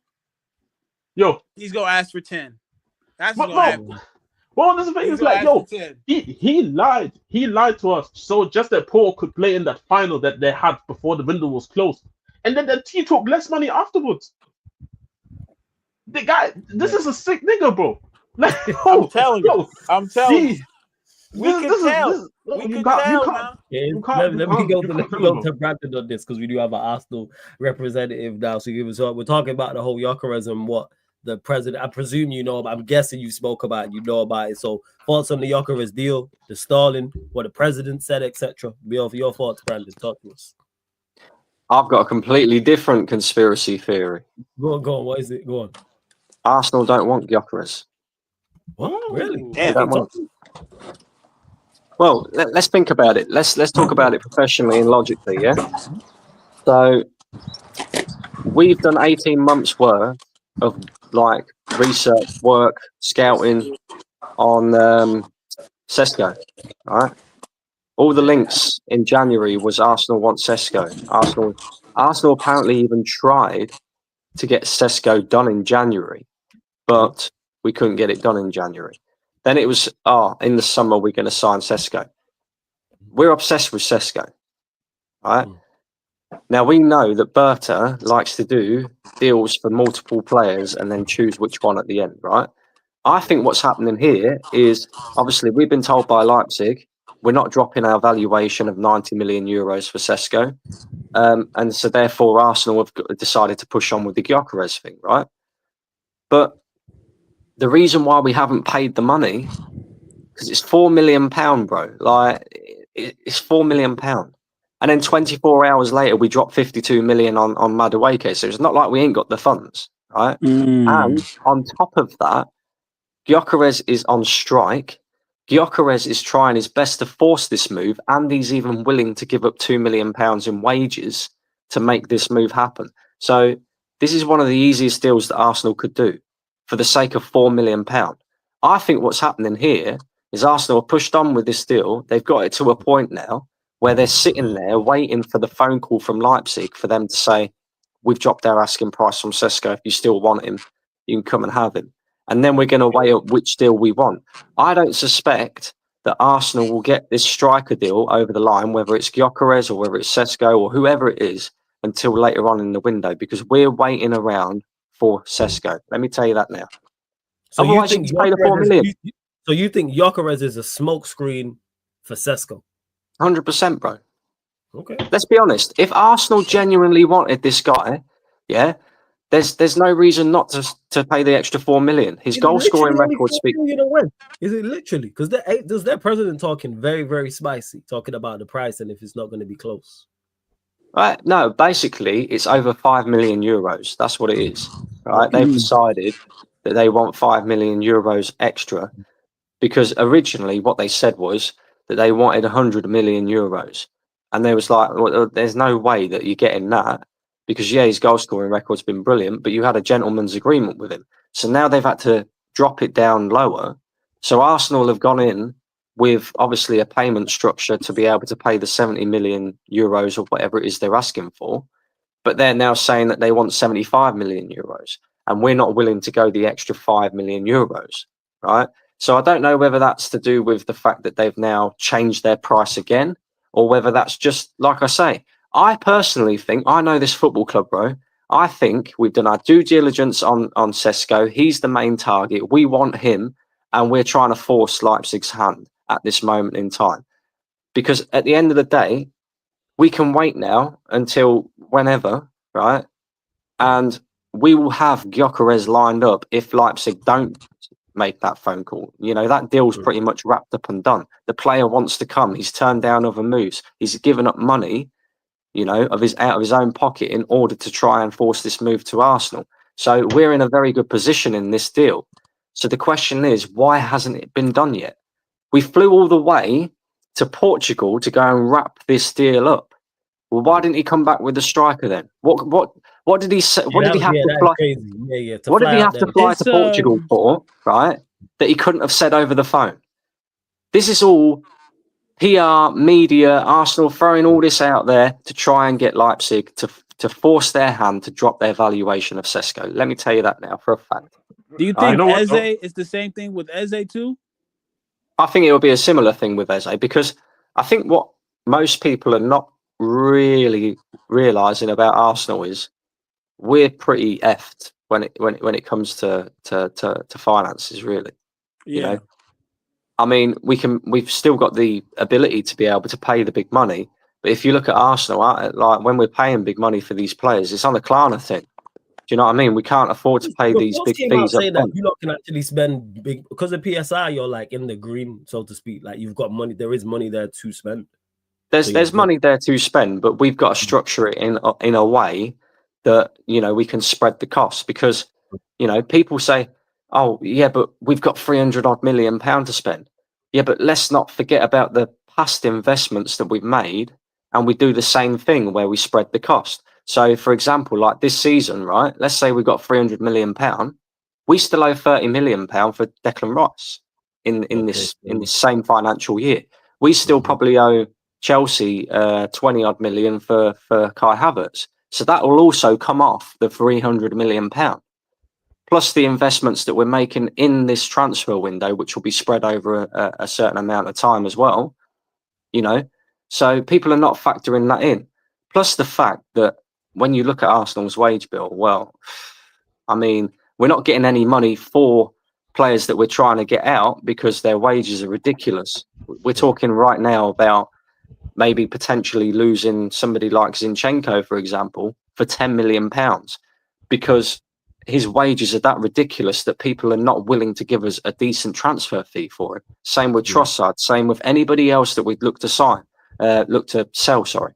Yeah. So we're in a bit of a predicament now where any player we go for, yes, we've got to go for the bigger names like the Ezes, the Rodrigos, etc. of the world, but we've also got to stagger the payments, and we've got to come up with a structure and a plan on how we're going to do that with these clubs, which is exactly why Arsenal signed Madueke, because Chelsea are quite happy. Yeah, they're making a profit on the guy that they spent £28 million on two years ago, who's done barely anything in a Chelsea shirt. They're making a profit on him, and they're quite happy for Arsenal to stagger the payments because we do multiple deals with them. We've signed 6 players from Chelsea in 6 years. We've had 6 forwards. Your thoughts on the NONI Madueke deal? Now, can I ask a question? Can I ask a question before? Can I ask a question before?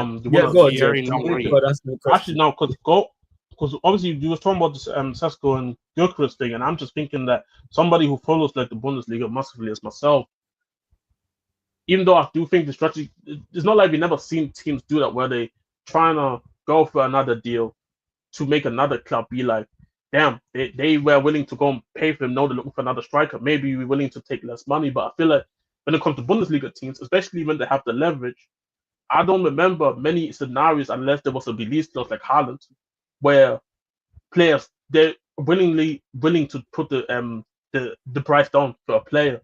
So do you believe that actually even a team like Leipzig will put the price down? Because I just can't see it. Especially with, I just checked his contract situation. He's still got 4 years left at Leipzig. I mean, that all depends on Leipzig's financial situation. That you know, there's a few rumours going around that they might need to sell 1 or 2 players to kind of, you know, get their financial situation in order. So I don't know. It's difficult, but what I do know is Arsenal have scouted Sesko for 18 months. Everything that has surrounded Arsenal and the striker's position has been mentioned as Sesko's name.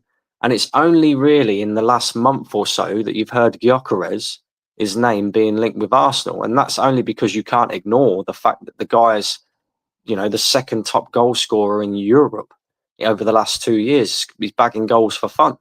So when you look at a striker's position, of course, his name's got to be thrown in there. And yeah, Arsenal have gone down that road because it's probably a bit of a cheaper deal. You know, he had a gentleman's agreement in place, and there's lots of different factors in that. So you're right. I don't necessarily think that if Leipzig don't have to drop the price, then they probably won't. But I think Arsenal will wait around and see what happens with that before pressing the button on GYOKERES, because I just genuinely think that we want Sesko more than what we want GYOKERES. Because if we wanted the guy, we'd pay the money. It's £4 million. Do you know what I mean? We're a big club. So I get what you're saying with that. But on Madueke, before you go to Madueke. Hey, big up A Solomon, man, for gifting 10 memberships. Appreciate it. Hey, if you gifted you a membership, people, and if you one of you lot were lucky enough to get a membership be gifted, big him up. I want to see fire emojis, smoke emojis, applause emojis for A Solomon in the chat. Everyone in the chat, salute A Solomon for gifting 10 memberships. A Solomon, appreciate it. Link for the membership is in the pinned comment, but A Solomon always supporting. Big up, appreciate every single time. So you lot, salute, fire emojis in the chat for A Solomon, please. Yeah, go on, Brandon. Madueke, your thoughts? Yeah, Madueke. So when we first linked with the guy, I thought, this is a smokescreen for another signing. Surely it's got to be. Surely. And now that he's here, it makes sense. It makes sense to me. This is what Arsenal do. Do you know what I mean? This is what Arsenal do. 6 players we've signed from Chelsea in 6 years. Yeah. Six players from Chelsea in 6 years. There's some sort of money laundering going on, or either that, or we've been infiltrated by one of them. You know, we must have done, because there's no way. Like, I remember when Southampton used to be Liverpool's feeder club. Yeah, when Klopp first came in. Even Liverpool didn't sign 6 players from Southampton in 6 years. That's just getting on like ridiculous levels. There's got to be some underlying thing going on here, right? But it just seems to me that every time that Arsenal get themselves into a position, you know, we're all talking about we should be signing the best in class now. We should be looking at signings, Arsenal. After what happened to us last season, we should be looking at signings now and going, are they going to be a difference maker in this team? If the answer's no, you don't sign them. I don't believe personally that Madueke makes a huge difference to this Arsenal team. In fact, if I look at our winging options now, and I'm looking at Trossard, Wanyeri, Saka, and Martinelli, I don't actually think Madueke is better than any of them. Yeah, I agree. Yep. That's why I don't hear the squad depth argument. So I don't hear the squad depth argument. Yeah, and this is it. It doesn't improve Arsenal one little bit. We should be going out there now, looking at a signing and going, has he got the potential, or is he near or nearabouts there to being able to push us to winning a major honour? But we're not really interested in that. And we've proved that time and time again. We've had 20 years of this, bro. Do you know what I mean? Every time Arsenal get into a decent position where we could probably go on and win something, you know, major, we do the bare minimum, because all we're happy as long as we're receiving that Champions League, though. Yeah, if we get a trophy and it works out for us, then that's a bonus. But we're not desperate to go and win trophies. So I wasn't surprised. I thought £52 million is just a joke, right? And then also on top of that, what makes this even worse is you see the meltdown from the fan base, right? Even the top gooners were in meltdown, right, over this signing. There was a petition going around, no to Madueke, and this football club still went ahead and fucking did it.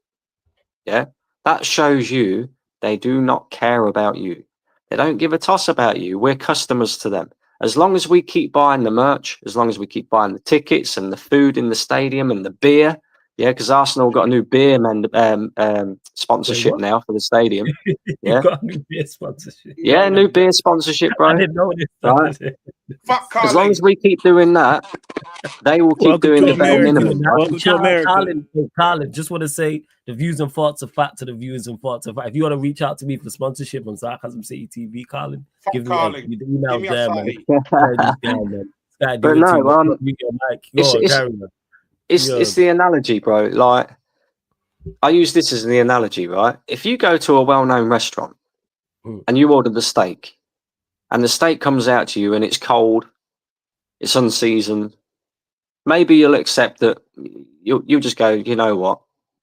The chef's had a bad night. We'll come back another time. I'm sure it's pretty decent, because a lot of people come here. It's a well-known restaurant.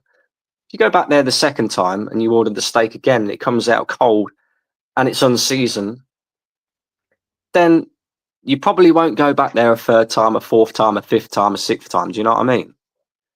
But we, as Arsenal fans, we go to that restaurant and we order the same steak and it gets served to us cold and unseasoned. And we've been doing that for 20 years.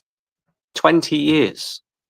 Yeah. So whose fault does that become? Is that our fault now, or is that the restaurant's fault? Or in this case, the ownership's fault? Because to me, it's the fan base's fault, because The ownership are only they're only serving up the shit that the fans are willing to accept. If we all banded together and said, way back a couple of years ago when we were signing the likes of Kai Havertz, when we were signing the likes of Raheem Sterling on deadline day, Fabio Vieira's, Lokongas and stuff like that. If we all as a fan base stood up and went, no, fuck that, how about you do what is required to go and win as a major trophy? Yeah, if we all did that, this football club would have to change. If people stop buying the merch, if people stop buying the food in the stadium and the tickets and, the beer and all the rest of it, and stop gassing things up online and making out like everything's positive, even if you don't necessarily like it, like some of these top gooners do, then the football club would be forced to change.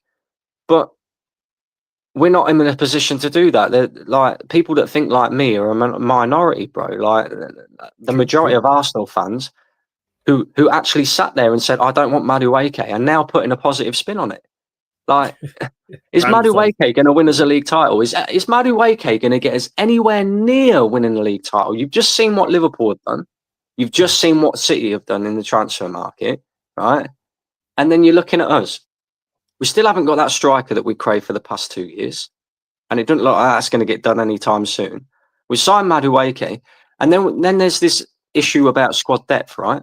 Arsenal's squad depth was shocking last season. We got hit with an injury crisis. And, when it came to bringing the bench players in to play the games for the starting 11 players that were missing because of injury, we struggled and we couldn't mount a title challenge. We did all right in the Champions League, but we couldn't mount a title challenge, and we was just an embarrassment in both, domestic trophies again. So when you look at the squad depth argument, right? Thomas Partey's left. Zubimendi's came in. That's 1 in, 1 out. Yeah. Jorginho's left. Norgard's come in. That's 1 in, 1 out. Sterling's left. Madueke's came in. That's 1 in, 1 out, right? Mm-hmm. Who else? Kepa, right? Kepa's joined. Neto's gone. That's 1 in, 1 out. Yeah? And then you look at the fact that we've torn up Tomiyasu's contract. That's no miss, really, because he only played 6 minutes of football last season. And Kieran Tierney's left. So from a 22-man squad that Arsenal had last season, we're actually 2 players down now from that. We've only got a 20-man squad as things currently stand. So we still need to replace the players that have left in Tomiyasu and Kieran Tierney. But then we also need to add to, on top of that as well, which is also why I don't believe this theory that Arsenal fans have got that we're going to go and get Rodrigo, we're going to go and get Gyökeres and Eze, because that's going to cost you the best part of £200 million to get 3 of them. At a bare minimum. At a minimum. I don't think you got Rodrigo. I think you get 2 out of 3 of them, though. And then we've also got to add other players to this squad as well. So how are you going to get them 3, for example, and some more players? We probably need another 4, maybe 5 players, if we're being real. But we won't do that. We might get 2 of them, like you said, Flawless. We might get 2 of them. Yeah. But I'm looking at it right now, and the longer that this striker thing drags on, I'm thinking that Arsenal's front 3 next season is going to be Madueke on the left, Sesko up front, and Saka on the right. Maybe the first one just killed me. So the Sesko deal is how much? I told you about the Madueke on the left, bro. I've been saying this. The Sesko deal is how much? They want, how much do they want? Is it like £85 million or something like that? They currently want 90 million euros.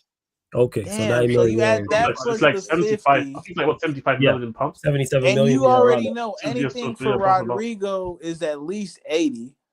Yeah.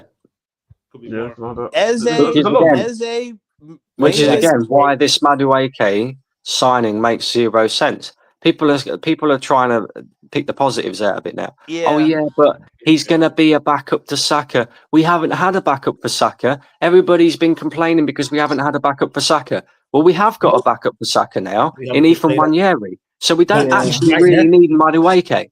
Nwaneri is right there, and he's a better player than Madueke. And when have you ever known Arsenal to sign a player for £50 million plus and they just sit on the bench? Never ever. This guy's coming in to start. That is a great point, and I've been having this discussion and asking this question. So let's say you do sign. Let's say it is GYOKERES or Sesko. If you sign one of them, they're the starting 9.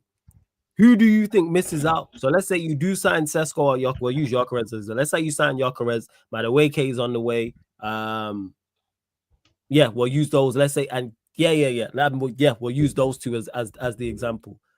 What do you think? Who misses out? Because you'd have Zubimendi, Rice, Odegaard, GYOKERES, MADUEKE, Saka, Martinelli, etc. So, like, who misses out in your midfield trio and the front three, in your opinion? Well, I think the midfield trio will be Zubimendi, Rice, and Odegaard. Okay. Your front three will probably. Sorry?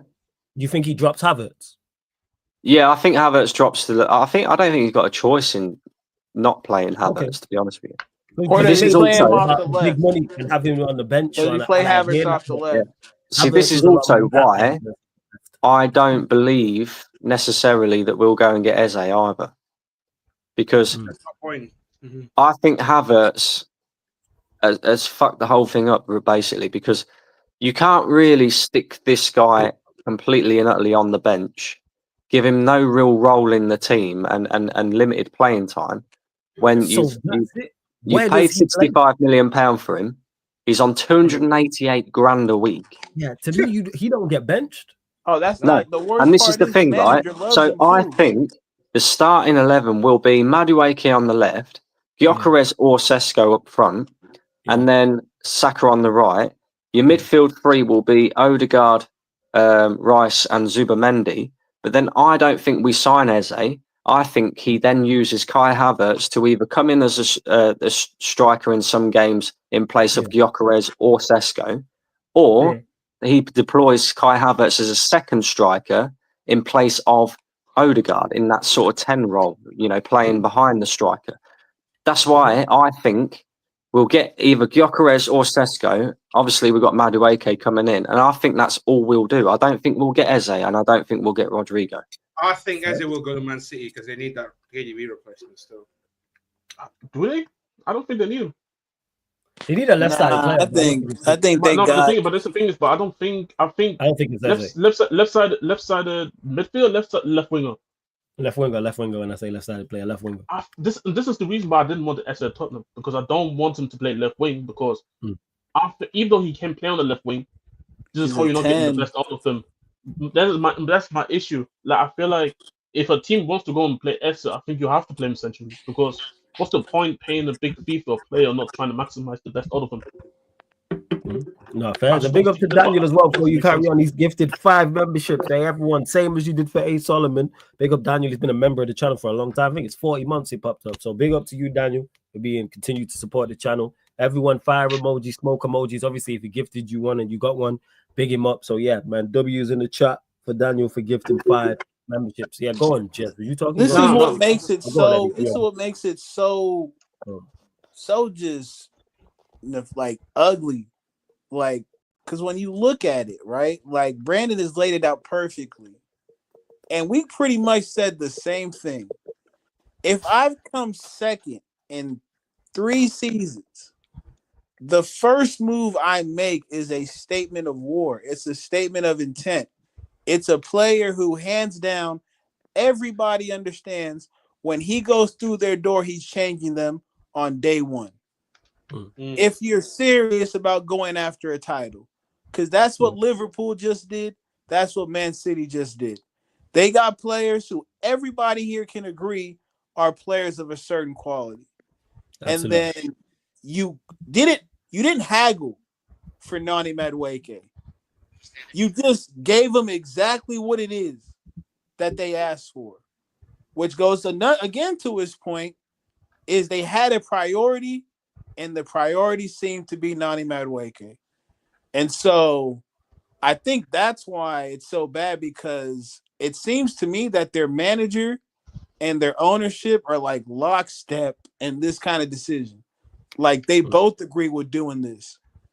And so it's all on them. And now I think with the painting over the whacked out mural thing with Arteta, I think now we start to see the armor kind of kind of crap, because if they're being just like openly disrespectful towards him, that's not something we've seen from the Arsenal fan base at large. Of course, Brandon's been doing it for years upon years.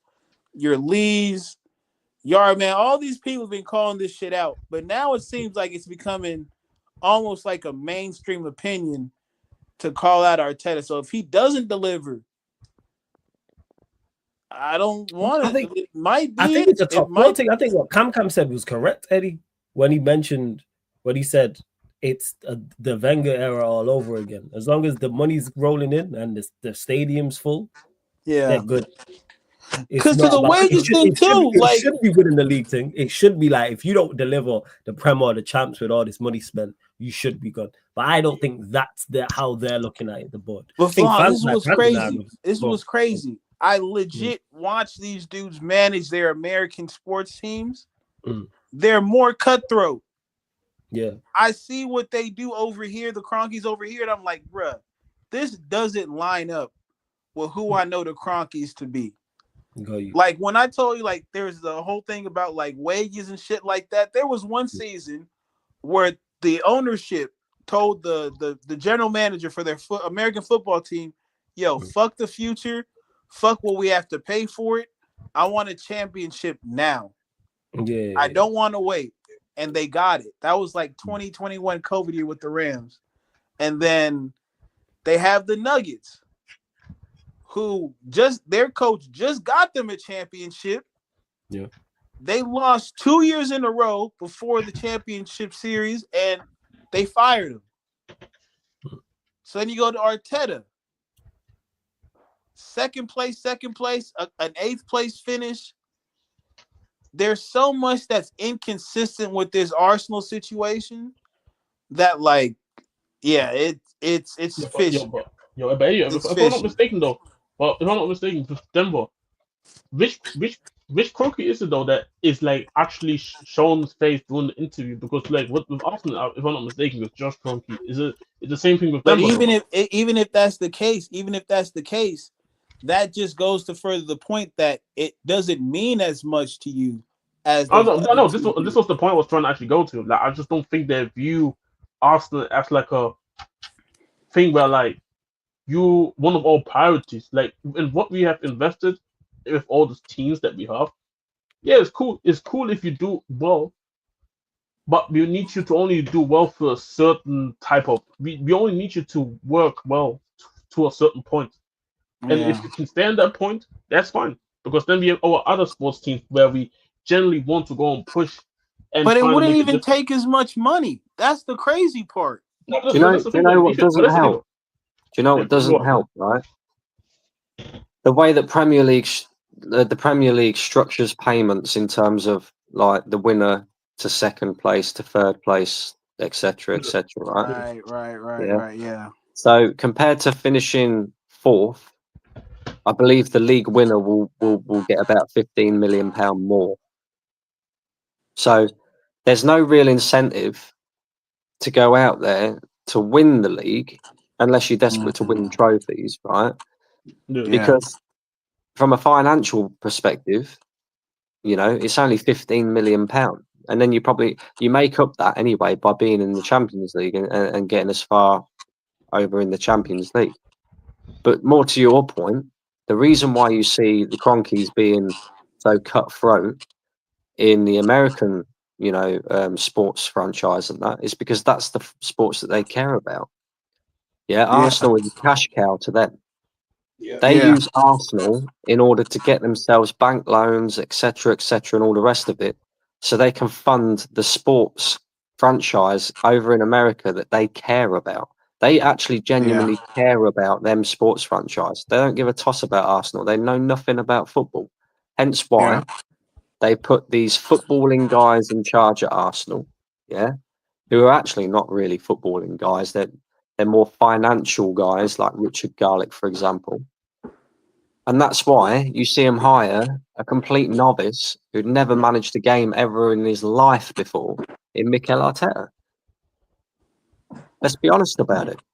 Are you right? Because all they need to get out of him is Champions League football consistently, and they're getting their dough. That's fine. Yeah, and selling merch and stuff. Because even the Carnival merch they dropped, like, well, for like Carnival, Bro, that's going to be all over Carnival. Since the season has ended, right? What's the date today? It's the 13th of July. 13th of July, right? The season ended on, when was it? 25th of May. I think the 25th of May. 25th? Yeah. 25th of May. 25th of May? Yeah. Yeah. If Bats is saying it, he goes to all the games and stuff, it's the 25th. So, in just over a month, well, a month and a bit, a month and 2 weeks, yeah? Since the season ended, Arsenal have dropped four lines of merch. 4.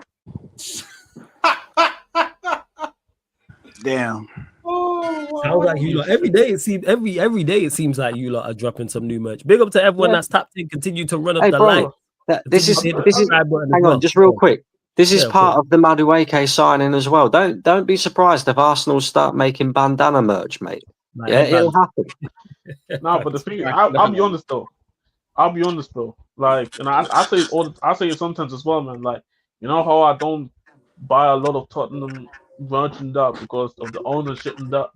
I saw that black kid and I was like, yo, I'm leaving this little bitch, bro. Like, yo, I'll take my money, but I'm on that payroll. So that's so because of the way your merch looks as well, and your fans are very easy to manipulate. I'll be honest, if you're your owners, I'll do the same shit. Don't worry, Jess. Don't worry, Jess. When I go to Nairobi next time, I got you. I know a brother who makes them right out the back, so you ain't got to pay him. I checked the price for the black kid with kudos, the 20 in the back, bro. I look at the final price. I fainted, bro. Yo, Egypt, yo, for real.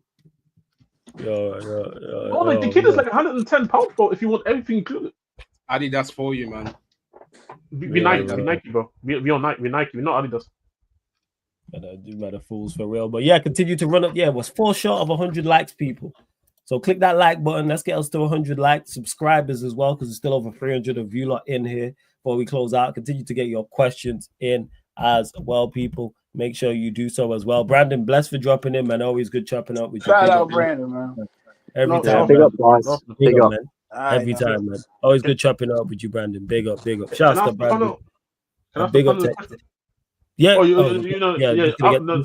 the way, is proper backup for Saka, who had surgery, being able to play on the left is a bonus, and his progressive carries will come in handy against low blocks. Boston, he's like someone said in the chat. Let's say he is great at carrying the football. Go past the player to do what? He's not a great scorer. He's not a great passer. You don't assist well. It's not like he's a great crosser of the ball. He's, like I said, he's not a great shooter or a fantastic finisher. Just admit, it's dreadful.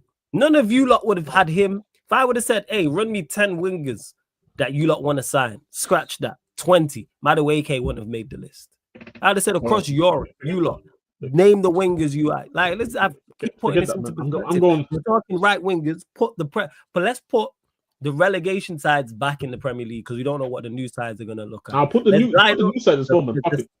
The starting right wingers in the league. He's down there in the bottom 3. Oh, what right winger is he better than? Someone tell me in the chat to you, Boston, and to anyone who rates Madueke, what right winger from last year, starting right winger from last season, is he better than? Who's he better? Can I wait? Facts. What's been your opinion on Madueke? You know what? The first when he came in, I wasn't fully rating him that much. And then he became a squad playing in his first full season. He's been inconsistent at times, and even though he scored a hat trick at Wolves, but most of the times that I've seen people call him 1v1 demon after he scores the hat trick at Wolves away. Ever since then, he's been ghosting. So you're not too mad about him leaving? Not really, no, because when we win Conference League, okay, that's the level that you can go. But if we want to if we as a team want to go farther than the Champions League, I'm sorry, like he's got to go. They did it again, Flawless. They did it again. They did it again.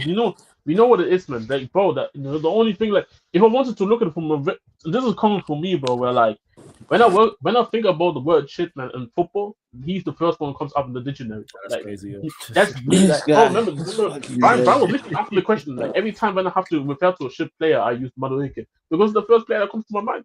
Like, it is what it is, so it's coming from me. So like, if you're really looking for a really super objective way, and I'm thinking very hard where you can help them, where you can really help them, it's literally the fact that I think last season I was talking about last season how Arsenal's probably the worst or one of the worst transition teams in the league. So what I mean by can we get a poll of Noni or Garnacho? Because the way you guys are talking about this, brother, it's like Garnacho. You talking about the chat? I do know. Can we everybody? Can you do free players in it? Yeah, go. Yeah, of course. Put Martinelli in that as well, man. Okay, so what's the question? Who's the worst? Who's the worst? Yeah, Martinelli, Garnacho, Noni. All right. Who's the best winger out of this? All right. But this is what back to what I was saying is that because I think they're one of the worst transition players in teams in the league in terms of, and even not in the Champions League as well, in my opinion, to all of the better teams, where you go from defense to attack and not being able to request the ball fast enough forward. That's probably the only thing that you can look at and say where he can probably improve the team on. But then, like you said, it's then the final decision that you have to make then.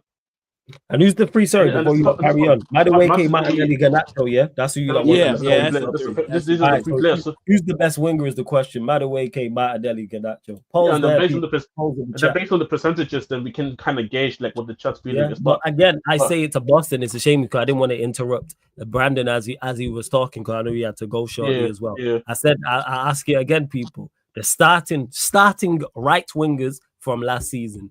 Who is MADUEKE better than? But I'm not. Anyone who rates him, tell me who you think he's better than. Fuck last season, man. Even this season with the new teams, man. I'm not taking MADUEKE. I don't know the right wingers. Not better than Ahmad. Nope, man. Well, he's not even better than Mikey. I think the list is not sure of who he's better than and who he's not. Bro, he's not even LSG, I'm asking specifically right wing. That's why I'm saying. I'm asking specifically. That's why I didn't say both because then it gets more confusing. So to keep it simple and keep it clear for everybody, right wingers. Who is he better than? Starting right wingers from last season. For every team, there are over 19 teams in the Premier League, so there's 19 other wingers. Who is he better than? I promise you he's not better than Udebe, bro. I promise you. He's not even better than fucking Mikey Moore, bro. I'm telling you right now. He's not even better than Keane Lewis Potter at Brentford, who's playing left back. By the way, MADUEKE was a top bully signing because at that time we don't have the sporting directors. I mean, who cares though? Like, yeah, why would they even make that sign? Now, this was a time when they signed like Mudryk and them ones, so like they just were signing. It was signing anybody. Yeah, they just signing anybody. We've had 20 votes so far. MADUEKE at 50%, Martinelli at 40%, Garnacho at 10%. God damn! I'll leave the poll up for like 5 to 10 more minutes, and I do keep seeing this as well. So I'd get to it because I get to United as well. United have inquired about Chelsea striker Nicholas Jackson. The door is open for him to leave Chelsea around 60 million. That's from Adna Bill _ I can't pronounce his surname. It's spelled. His name is it Degelit? It's crazy. I don't know. Is this what the sounds? This was crazy. That's a crazy. The Bill _ DJELLIT. Does anyone know how reliable this source is? I've never seen that. I've never seen that source before. Who dropped this already on the? I have no clue who that did this, man. I'll keep it 100. Your pride posted it in the group. I'll be honest. You know what you have to do, man. Eddie knows, man. Too many Africans already at the football club. Sorry, that's what I'm saying. Keep Britain great. Keep Britain great. Nah, run me that. I need that Wakandan power, man. I'm saying bring more in, man. I'm saying that. I want Osherman. I'm saying bring more in, Baliba. I'm with it. Just get rid of Onana and be good. You know what I'm saying? No. Okay. Addition by subtraction for show. Shout out Onana. Hold up, Onana. Take your time. Honestly, you need to take the whole season. I'm tired of getting ran off the pitch, man. If we got a team full of Africans, we ain't getting ran off the pitch, man. So go get. This is true. This is true. No, that's true. That's true. But then also true. Nobody's passing. Nobody's I'm passing. cool with that, I man. love my that. people. Nobody's passing. You know what? And I'm cool with that because some of these players shouldn't have the ball. If that means Bruno has the ball less, and Mount has the ball less, and Højlund has the ball less, I'm all for it. Don't pass to them. The bigger. By the way, before anybody says, Jess, why are you making these jokes, man? I'm African literally myself. You can hear it in my accent. Well, I took this picture on my profile in Africa outside of a railway station. It don't get more African than that. No, say so. I can say what I'm saying, but the issue is though. What you said, Flores, is that who do you know? You know if this is the right age, bro. Like I still don't know if I'm just really 22, bro.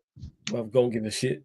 22. Him I don't care about. Him I don't care about. You have to make sure. If I can find false papers for Nana, I'll do it. Motherfucker, I'll turn into Indiana Jones to find him. That way, once I find his fake papers, his visa gets revoked. And speaking off the squad. Speaking of Onana, this is what Eddie is talking about. So Andre Onana will miss the preseason tour of the USA with a hamstring injury. Ruben Amorim is now weighing up whether to buy a new keeper before the Premier League season begins. McGrath Mike goes on to say Andre Onana is set to miss 8 to 6 weeks with a hamstring injury. Let's see what Fabrizio is on here. Yeah. No, go on. What did Fabrizio say? It's not on here. Fabrizio's kind of followed up saying Andre Onana expected to be out several weeks, but the player remains focused on staying at Man United this summer. No official bids on the table.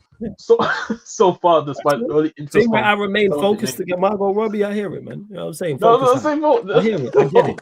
What annoys me about this so much is Ruben Amorim is like, let's say this is hypothetically true. Ruben Amorim is now weighing up whether to buy a new keeper before the Premier League season begins. Why is he weighing this up? What is there to debate? What are we doing? Why are we, even before he was injured, why was it a debate? We know why it's a debate to have. Go on, fam. What I tell you about that warm relationship, Flawless, what's the only thing warm in that relationship? The spoon. Because they sharing chocolate fudge in Carrington. That's what it is. You call it that. We'll leave it there. The spoon. It's the spoon. People leave the spoon alone, man. That's all I'm saying. Okay. See, no hot take. Okay, let me flip the coin then and try to think, because we know Nana's Cameroonian, bro. So what if I was thinking, just even if it means for the season to take on for the team, I'm getting Onana to convince Baleba to come, bro, because he's also Cameroonian. So I take well, that's not working too well with Bremo, right? Oh shit! I forgot he's Cameroonian too now. This agent thing ain't you ain't agent thing. This agent thing ain't really working. I'm talking about. And you a goalkeeper. How are you tearing your hamstring? What are you doing? You was out there, man. He's in the outfield, man. That's how he did his hamstring. He had what it was. He had too much fufu, bro. Too much fufu. By the way, talking about. I'm gonna. Funny enough, did you saw Tottenham Tope's video after the kudos? Nah, I didn't see it. What did he do? He called Aqua Noir kudos with an egg on the title. If you know the egg reference, that's hilarious. And then in the video, he was eating literally a big bowl of fufu with the peanut soup. They kill me with that fufu. Let me find it. Hey, to Boston, who says there no way United are walking away from Bremo for Jackson. No, that's not the reports. I don't know how. That's like the Calvin Luton joint. That's like the Jamie Vardy's being asked about joints. I don't know how you got that from what was said, but here we are. But Boston, since you're back as well, because you mentioned Madueke being good backup, so I'll ask you the question again. The starting right wingers from last season for each of the Premier League teams, let's put the relegation sides back. Who do you think Madueke is better than? That's my question to you. Well, you see that? The pose is just funny, man. Shout out to doing a mukbang. You actually have to even say in the video. You even have to say in the video, bro. This is not a mukbang. And he even said, that was a post. Topes is my guy, man, but there was a post moment in that video where you said, let me dig it in that meat, bro. And I was like, that's crazy. That's crazy. That's crazy. No, but he was too excited. He was too excited. But talking about Tottenham real quick, I want to before obviously waiting for the answer which you're waiting for. Obviously, we obviously got kudos now. we're trying to see if we can get this Morgan Gibbs White deal done. But even if we can't get him, we still actually want to buy somebody who is similar or can do things that he can do. So even if it doesn't happen, we're still looking to buy somebody else. And obviously, we get linked to buying a new midfielder who can play the 6th role, and obviously probably some backups here and there. What do people have to? What are the expectations for Thomas Frank then coming up for the season? Let's say if he can get a 6 of a certain quality, and let's say for argument's sake, you go and buy a backup striker. Then since we was looking at this, which I don't think is going to happen, no, but no. Let's say, but we're still going to look for a backup striker. Honestly, for Thomas Frank, then. I'd probably say top 8. Yeah, I don't think with that team. I'm just being honest. Maybe because I think Thomas Frank will change the style of play, so the injuries won't be a regular occurrence. Because I do think a big part of why you guys were injured so much was just Ange and his style of play. So I'm with Flawless when I say top 8, and I could see 6, 7, 8 before I can see 1 through 5 because honestly, your squad is good, but it's not like. It's not unique in a sense, right? Like you have some good players, but I don't think you have certain players that will take you over the top. I think like us, getting back to respectable in the league is your number 1 goal. Giving yourself a good showing in the Champions League is your second goal. And so I just did because your striker options like Solanke we've seen, right? If he's not playing Manchester United, not too much is really. But I do think though that came for the fact of how he was also utilized last season, and I'll give you that. I can see that too. It's not like I believe that Frank is gonna make him like a 20 goal scorer, but I do believe how he was utilized under Ange in the Premier League. I didn't think it was the right way to do because for me, our strikers last season, even our wingers, to be honest, you helping on situations where you're working off scraps, pretty much asking the wingers doing touchline work when you have Son out there who's not a touchline winger, Johnson who's not a touchline winger, and then you have Solanke where instead of him being a poacher, you're asking him to kind of do like this deep line playmakers. I think Eddie heard this well, and where you're asking Solanke to be kind of like a pressing around and just trying to connect a midfield in the attack instead of being an actual striker and scoring goals. Because I can see the upside with him with how I saw in the Europa League. I think he can score goals for us, but I feel like how he was utilized was not necessarily right. So I feel like when you have a player now with Kudus as well, where one thing I think everybody can agree on, even though I have my thoughts with Kudus, one thing we can all agree on, he brings a different dynamic to the team. Just alone of how he plays, how much he increases the ball retention in the team. I actually think that he's going to face out Son during the season, give Tell the opportunity to actually now grow his game and actually get first time in his career consistent game time. I know he gets a lot of criticism from our fans, but ironically, if there's a coach who can get a lot more out of Tell, it's ironically Frank.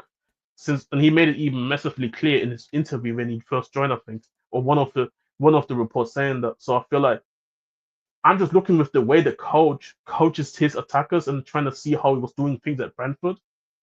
And I struggle to imagine where he can't make our attackers better. Now, I do agree with the point of necessarily, I think top four and higher is a stretch. But I do think that there should definitely be an aim to get back into European football, especially if what these rumors are to be true, that we want to go and get a quality midfielder in. We want to get a backup striker for Sri Lanka in, so you have a rotation option there where if Sri Lanka doesn't play well, there's somebody in the back. My phone acting up. I'm gonna catch y'all later though. My phone stress, acting up. Yeah, blessings, man. Every time watch along tomorrow for Oh yeah, definitely yes. The watch along for the final, okay. Yes, and I get to that. Okay, yeah, I'll try and be there. Yeah. So all right then. Big up Eddie, bro. Have a good, very good night, bro. Shout out to Eddie every single time. Yeah, go on. Just to finish off here, it's just that I'm not saying that we definitely get like Champions League football. The expectation should be getting Champions League football, considering that Frank is going to be his first time coaching in like 4 competitions and 1 goal. over a certain period of the season. But I do think European football should at least bare minimum be the target. Like, and for me personally, Europa League football, especially if we get in the number 6, which I've been asking for, of a certain quality and ability. So, yeah, man, like especially with the Morgan gets white one, because I don't think a lot of people know my thoughts about him. But I'm a massive fan. I'm a massive fan. Like I've been talking about how I don't think he's better than Rodgers, but he's kind of Rodgers-esque in terms of everything that you're asking from a modern day player in terms of being able to pressing, do all the off the work ball, which Rodgers does too well. I think Morgan gets white does the same thing. And one thing that he's really get well at, which we always been struggling, is the ball carrying. Ball carrying, being able to transition from your box to your own box, but also which is also underrated, which a lot of people don't talk about. The guy is a fantastic passer. Like the guy picks up passes that I don't even see, and I think he just gives again with him and Morgan gets white, Kudus. You just give us different dynamics which we just didn't have, and you give us different. You just give us options of quality. Not that we have to go to youngsters now and think that you come in and save us. So, yeah, man, that's just kind of like my fault. That's why I was asking the question of like, what should be the expectation for Thomas Frank? Because you're bringing quality players in, so there shouldn't be then, just get top of the table. I think that's kind of dead to me, to be honest. No, that's why I said top 8. Yeah. I think it's very dependent on not only you and who you get, also the teams around you. Yeah. That's why it's so tough to answer these questions. Because all teams are 2 very, very good signings away from jumping up in my estimation or losing a couple players and dropping. So like that's where because I think it's with United. I already think we're gonna be better, not them next season, in my opinion. I think we're gonna be better than them. I don't think we're gonna be better than. You know what I'm saying? Alanga, Gibbs, White, both Alanga's gone, and the best player as well who potentially leave. I don't think we're better than the teams that finish in the top 4 and obviously Liverpool, City, Arsenal, and Chelsea. We're not better than them. But then what you look at Newcastle, Newcastle, Aston Villa, Forest, and Brighton, right? Yes. I think if you get Morgan gets white, you get a quality number 6 and a backup striker. Who's to say why I cannot believe that the team cannot be better and be as good as them or even better, especially with how people view Thomas Frank as a coach, because and like I said, it depends on how you view him as a coach. Some people will tell you he's probably better than Nuno. Some people will tell you he's not better than Emery. Some people will tell you he's not better than Eddie Howe. But some other people tell you he's better than some of these managers. So for me, I'm saying top 7 personally. Top 8, top 7 is them, because I do think we need to be back in European football. I don't think we can have a season, because if we finish 8th, that means we don't get European football. I think he needs to target the European Cup and the European Cups. Domestic Cup. I think that's what domestic cups. If he can target the domestic cup and win one, then I think top 8 is fine. But I feel like if he doesn't win it, it has to be European football that he has to qualify at bare minimum. Because in the end of the day, Ange got sacked after winning us a trophy. Because the reality is that the club expect you to be better across all comps. They want you to be good in the cups, but they also want you good in the league. So because I felt like we have to start asking obviously the question in terms of what we actually expect of the guy, and especially when I'm seeing signings like this being made. If he made some dead signings like I thought we was gonna make, that's why I didn't necessarily ask those type of questions, because it's like I thought, okay, we're gonna have a mediocre season again. It's gonna be better than last season, but it's gonna be mediocre. But when I see signings like that, then I'm like, okay, should we have a conversation of how we should be doing this season? But I don't know, maybe there's something maybe just discussed on the Tottenham show. No, that's definitely fair. It's definitely fair, 100%. I think it's just more so, like I said, it's on the who you sign, because you mentioned 6, backup 10. I mean, not to backup 10, backup striker, for example. Yeah, which that changes everything, because if you give any team inside the top 10, all right, you're going to get a new midfielder and a backup striker. They'll go, all right, we'll improve. So it's dependent on who. Warrior Jason's thoughts on Chelsea versus PSG, and where do you think will be the key battles on the pitch tomorrow? Fats, will go to you, my friend, man. You know what I'm saying? You've had so much to say during this episode. You don't shut up. So, yeah, man, talk to us. Floor's yours, man. Thoughts on the final? Where will the key battles begin? I normally don't get nervous for the final, but you got nerves kicking in. No, I'm calm. Oh, you're like the sporting president. You're calm. All right, first. I'm calm. Like, I think it'll be the middle, and the way, because I've seen some of the stuff online where there's so many videos about PSG was whenever PSG winning that coin toss from the beginning, whenever they won that coin toss, they're gonna hoof the ball all the way to the corner flag. That's what I see every time, and then they start to press, and that's why I feel like the midfield and the back line's gotta be much higher alert for tomorrow, because they're gonna do that from the beginning. So that's where I feel like the game will be won there. Like, for us, it's just that if we're gonna have to suffer from the press, like, we're gonna have to suffer early, and then you're gonna have to dig deep, like, just try to get out of it. But we can cause some problems. But, okay, yes. Yeah, we'll see. But I'm confident with my voice. But I think it's gonna be the longest game that I'm gonna see I've ever seen before. It's gonna be like 120 minutes roughly, tops. So you reckon you go extra time? Extra time, yeah. Do you win in extra time, or does it go penalties? 2-1 win extra time, yeah. 2-1 win to the Chelsea world champs. Okay, first for me, quickly, I'll answer this quick because Jez will probably have more in-depth answer than me. Key battle to me is the midfield. That's what it is. The key battle to me is the midfield. Chelsea have to. I don't know. Is Lavia fit? Is he available? No, it's gonna be Enzo and Caicedo and probably Andre Santos. Right. But Enzo, Caicedo, whoever else is in the midfield there have to do their best to stop that midfield from functioning, in particular on the ball. And Chelsea got to be brave on the ball and keep it. So I'd say midfield. Got to stop their midfield from functioning so well. Have to disrupt it. How? I don't know. I don't know if you play PSG at their own game and try and press high and don't give them time on the ball, or you give them the ball and try to hit them on the counter. But whichever one Chelsea have to do, they have to do to a T. And you got to compete in that midfield. I think the midfield is so key. Not the attack, not the defense. That trio there is, it's ridiculous. What are you saying, Jess?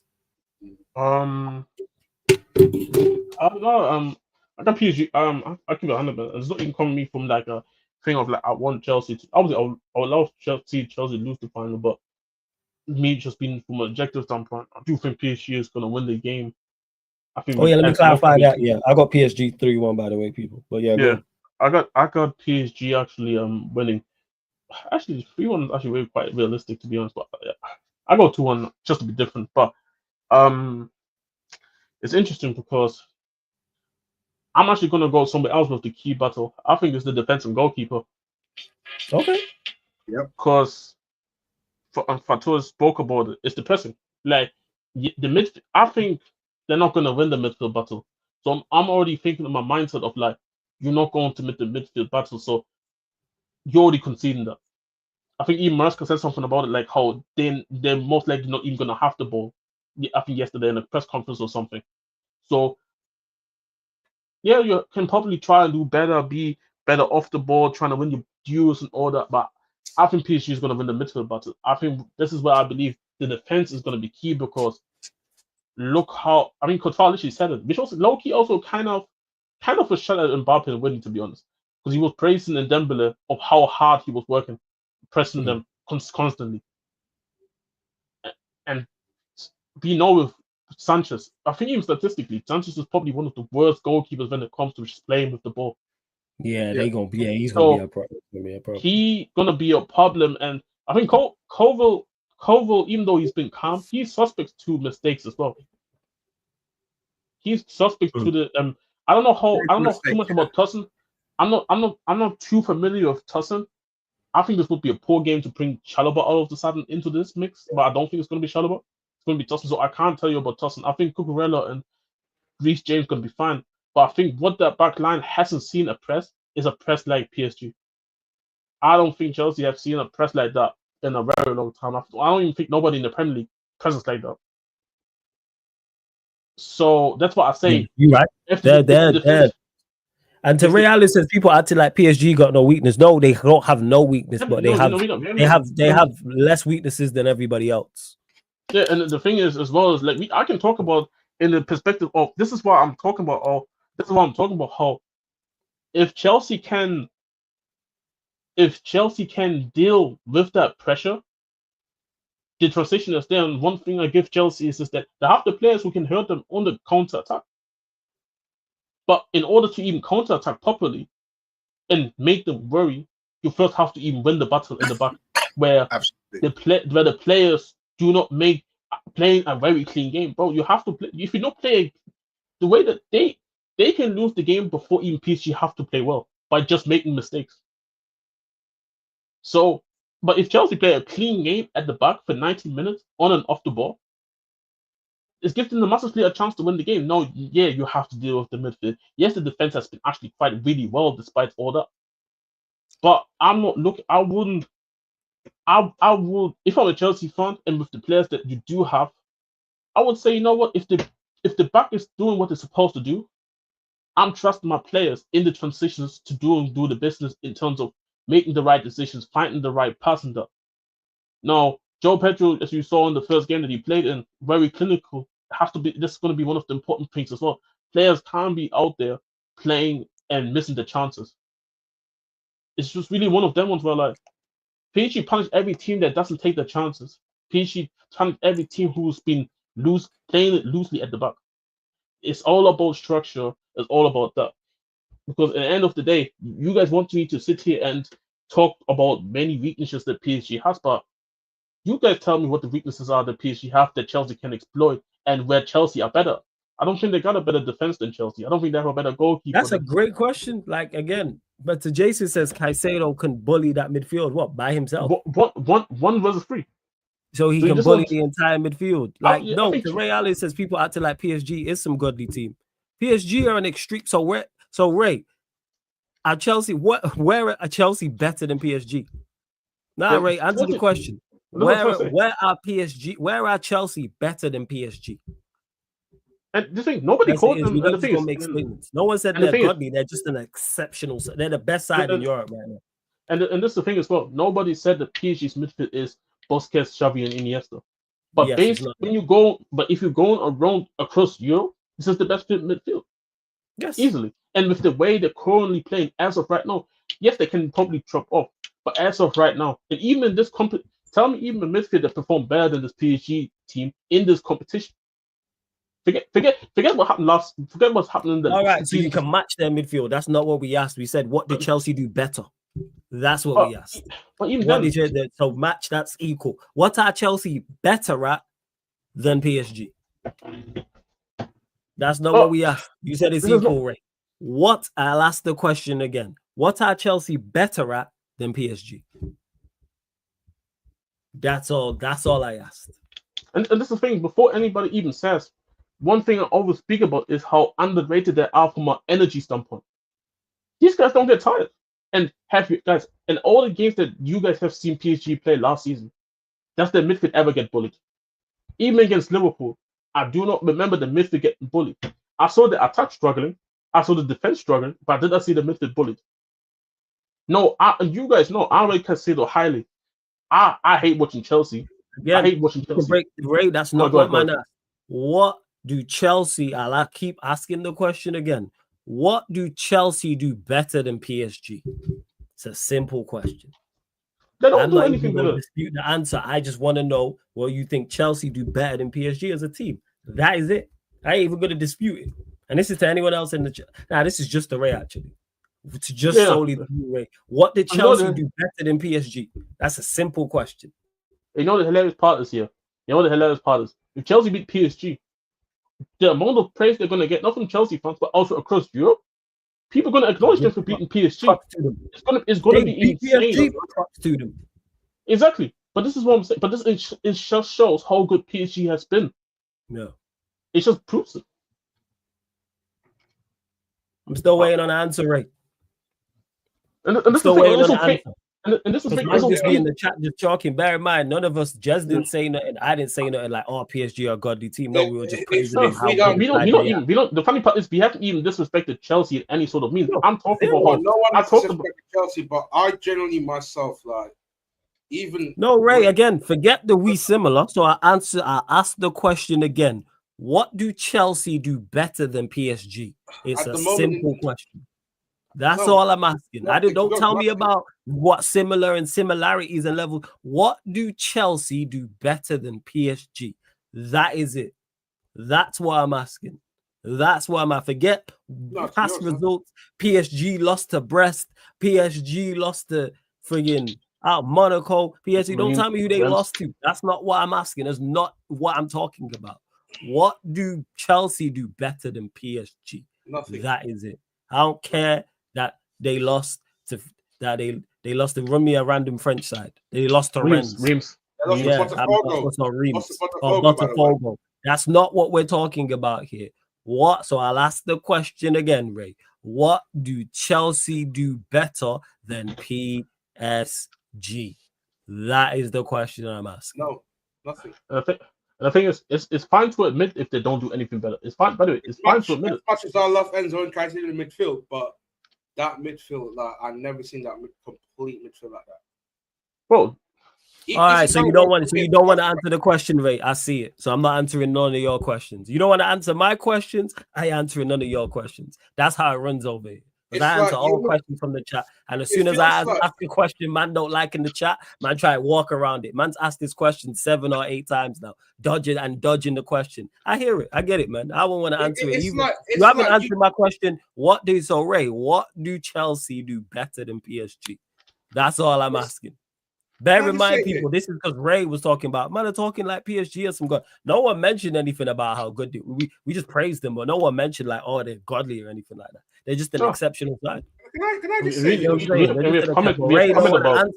Ray, you don't want to answer my question. I'm not answering none of yours. I'll just ignore you in the chat. Sorry, go on, Fat. What are you saying?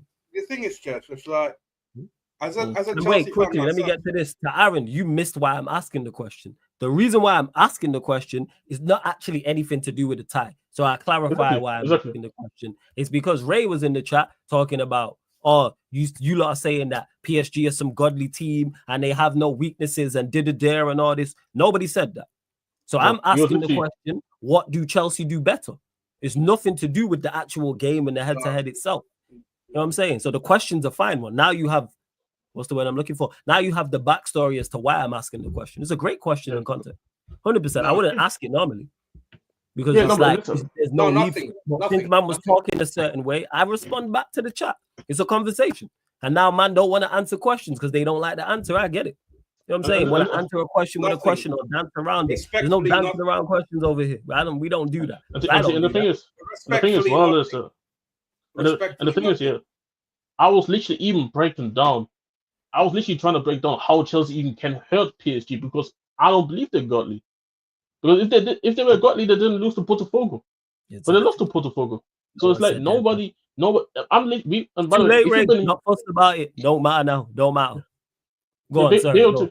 Man had time and time to answer the question. Now we don't work like that over here. Sorry, go on, Jez, as you were. But we've been live for 2 hours and 33 minutes. We literally spoke about earlier PSG, and I was literally saying, how if this is only a 6-7 month period where PSG are this great, or can it even continue that into next season? So we ask questions. We don't know if this is really even what they're going to be like for the whole of next season. So nobody looks at PSG in that manner. We all looked at it's not impossible to Chelsea. Are PSG heavy favorites? Yes, but when have we not seen teams being heavy favorites to competitions and not being able to go and get the win? It happens. It's sports at the end of the day. Luck can happen. PSG can get a red card and it changes the game completely. Vitinha, for some reason, gets a red card. That changes everything. So things can obviously happen. But when you look at it from an objective standpoint, before ball has been kicked, and we get all the data that we have with our own eyes and with the stats as well, to back things up as well, you cannot tell me what PSG do better than Chelsea, where I'm convinced that, you know what, you can have that one. I don't think they have a better goalkeeper. I don't think that the ball playing from the goalkeeper perspective is that much of a difference. I don't know from a ball playing perspective, But because teams don't press PSG because they don't dare them to press them most of the time these days, the movers come. The back line has been solid. Marquinhos used to be Bozo in these big moments. It's been stepping up. Pacho's been doing his thing defensively. Can Pacho play the game? But Nah, I think he's out. See him right there. See him right there. And to Aaron, I know you didn't. Aaron, I know you didn't mean no disrespect. I was explaining why I was asking the question. That's all. It's all good. I was explaining right there. Right there. This is where Chelsea can exploit them with Pacho not playing, because I think Pacho, then at times Marquinhos looks like he makes a mistake or isn't there. Pacho cleans up all the time. So if Pacho's not playing, that's a boost for Chelsea. No, you go into the midfield and we know what this PSG midfield is about. Yes, I think Caicedo is an amazing midfielder. I think he's even slightly underrated, but that's just me. But the thing is, I'm not trying to big up our opposition, but we've watched PSG games on playback multiple occasions. Like, even when I watched them against the English teams, against Man City, against Liverpool, against Villa, against Arsenal, I've never seen that kind of midfield to run past like that. Like, all those 4 English teams just got whooped. Oh, Gravenberch was one of the best. Like, the thing is, I understand like fans trying to look for validation that, even though PSG is a good team, but it's literally the same level. But I think that's kind of disingenuous in some ways. But yes, they leave so much space behind, but you have to kind of like understand how, even though they still left some space behind, but they're still compact. Like Enrique is telling them to always run from the minute 1 to the 90th minute. They always run. Like I never seen one game of PSG team where they left a space in the back line, but they don't run to sprint back and then get the ball back. They always get the ball back whenever they lose the ball. And just to clarify, the poll, who's the best winger? Madueke 45%, Martinelli 39%, Garnacho 14%. So big up to you lot as well. And to Aaron, I'm lost flawless. We've seen what United did to Bayern in 99. What's that got to do with what we're talking about? Elaborate on that. I'm lost. You've lost me with that. You've lost me with that comment. But yeah, with it, like, of course, like you say, I rate Caicedo. But yeah, Chelsea's chances in this final are slim to none. Can they win it? Of course they can. There's enough talent out there. We got nothing to lose. That's the thing. We got nothing to lose. Yeah, you're the underdog. You got nothing to lose. You have that on your side. Yes. I don't think it's crazy. PSG been the best side in Europe for the past 5 to 6 months. To say that they're favorites against anybody. Chelsea ain't even top 5 in Europe. What are we doing out here? The funny part is here, you know how people speak about Real Madrid and how much if Real Madrid would have gone to the final and to play Chelsea, most people would have probably had Real Madrid as the favorite just because they made Real Madrid. And then look at in contrast how much PSG was in favor to Real Madrid despite being Real Madrid. This just proves just how much ahead PSG just currently are with the standard. Honestly, for me, the only team that comes close is, as of right now, Barcelona. If this was Barcelona, Barcelona, PSG, I'll sit here and say, you know what, the percentages of who wins, who loses are probably closer. But even then, I'm taking PSG because of how poor Barcelona are defensively.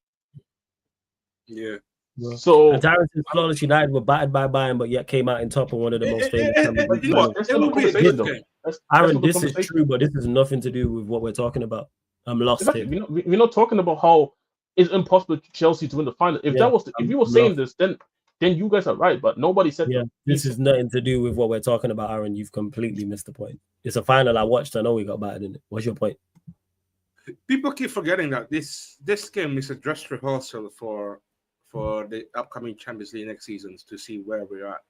Like we haven't been tested properly like PSG.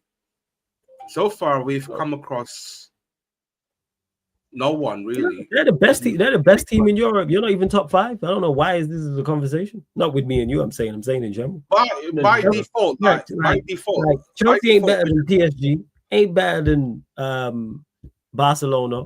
Ain't better than Liverpool. Ain't better than City. Ain't better than Arsenal. What are we doing?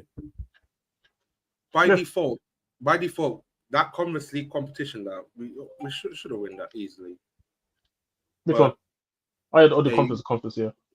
But there you go. It's like no it's one, like even like we never come across that caliber of a team like PSG. None. No, I heard that. See, and even then, the thing is here, nobody's shooting at Chelsea for saying that. Because at the end of the day, one thing that, and you literally said it there, we need to see Chelsea consistently just battle tested to the point where you can sit here and say, you know, you've been there in these competitions and you showed your level as a team, where we can sit here and say, you know what, I can sit here and say, you know, ironically, for a lot of people in some people's list, Bayern is probably in the 6th, 7th, 8th category. I think Chelsea is better than Bayern. But it sounds crazy. It sounds crazy. I think Chelsea are better than Bayern. For the majority of people, it sounds crazy because Bayern Munich, they've been Champions League, Harry Kane, Kimmich, and all that. I think Chelsea is better than them. And Chelsea, this Chelsea team has still weaknesses. The Chelsea team has things to address. The Chelsea team has no experience as a group to be in the Champions League. But I still think they're still better than them.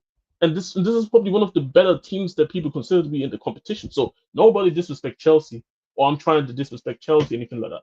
But it's just in the matter of the fact that we haven't seen Chelsea prove themselves in the stage yet, where we can definitively say you're better than this team, that team, where they've been in this competition for, let's say, the last 2 years at least, and they've shown themselves of a certain level. Go ahead, Pato. Ironically, we shouldn't be in the final. We shouldn't be in the final. No, you should be. No. You lot did the business. On paper, it should have been Man City. Or we get thrown outside of the bracket. We should have got knocked out by PSG if we won that game as we think of. But that's the thing. That's what they say. The lack of the draw. But that's what they say. The lack of the draw. Yeah, and that's what I said. And even that's what I've said. Like, if Chelsea can actually go out in the window, buy a proper goalkeeper, can go and buy a proper centre back, and we had talked about maybe trying to add another attacker to the team. If the luck of the draw is there, who say that Chelsea can't go and compete for the Champions League? So here, Chelsea people, you got here your Chelsea prop in the chat. If this is what you guys wanted to hear, here we go. But if you want to talk about the PSG Chelsea final, as of right now, on the 14th, on the 13th of July. Oh, I'm sorry, man, but there's just too many things that I look at the PSG side and say, but I should not. There's not enough reasons for me to believe why I should give more faith into Chelsea winning that. But if Chelsea win that, then I would be shocked. But I will be then. You know what? That's fair. Because if they do. And it's not going to be just us fans, but it's also definitely going to be some teams around people saying, you know what, we have to take Chelsea a bit more serious now. They're gonna give you gotta take the manager who gets a lot of criticism more serious now as well. If you want to look for validation that we deserve to be in the Champions League, you know what? When perform. Not the way we. I don't think Chelsea is shit. You're one of the better teams in Europe. You're just not PSG. Yeah, I don't think Chelsea's shit, man. That's all. Nobody said Chelsea. You just not PSG. I haven't seen us. Nobody said that. What are we talking about here? I don't think you're PSG and you're not top 5 in what's it called? Football is not played. Of course, football is not played on paper. But how else can we assess the game? How else can we assess the two teams? Yeah, right. We can only assess the two teams on paper and what they've done previously with them. The way that people saying we're shit is because because they're mocking us how we spent 1.2 billion. Yeah, but that is. But that's the thing. But it's just that let's us free as let's talk about us free here. Forget what the people all around want to say, because a lot of people also have agendas which comes to mind. But if I'm coming from a sense of us free or me or Flores, it's because you're the Chelsea fan. So yeah, we don't have we don't want Chelsea to win. Fuck Chelsea and all that. But if you want to be objective. If you want to be objective, we don't have a reason to. Nobody Nobody called Chelsea shit here. You must be talking about elsewhere. I might have missed it. You know what I'm saying? No, but I've literally talked about how Chelsea can potentially win this game and how they can potentially do it. Yeah, we spoke. And if they, I would be shocked if they win. But if they did it, then fair. I've been sitting here saying already how I think I even tweeted it about how more Chelsea fans should be giving Maresca a bit more credit actually for what he's been doing for the last 2 months now, 3 months even, or 2.5, let's say. You should be getting a bit more props from what he's been doing. Yeah, I So, don't think you're shit. You're just not PSG's level. As much as I hate Arsenal, like, Oh, you're talking in general. All right, first. oh, general, fair enough. but This comes from agendas and everything. Like, it's not even agenda. Like, that's probably the even when I watched the second leg itself, like, they only had one chance. Like, that's the only thing that Chelsea can do. Like, you only need one chances, and then you capitalize that. And if we miss chances that we should have buried them, the chances. But yeah, you gotta hope they have an update and capitalize, like you said, on capitalize on their mistakes. And this is probably the funny part about it. And this is what I was talking about. Even if they play bad, they don't, or even if they don't even play, they don't. So PSG are at the moment playing so well where they don't even have to play well to win games. I think Madrid is the prime example. They did not play well. They played well in an aspect, but I'm more so talking about how it even got to them scoring their first 2 goals, for example. Oh, because he scored 3 goals in 9 minutes. Yeah, it's that this didn't came because they had the ball X amount of time and then scoring and everything and opening up. Now it's just from them just playing.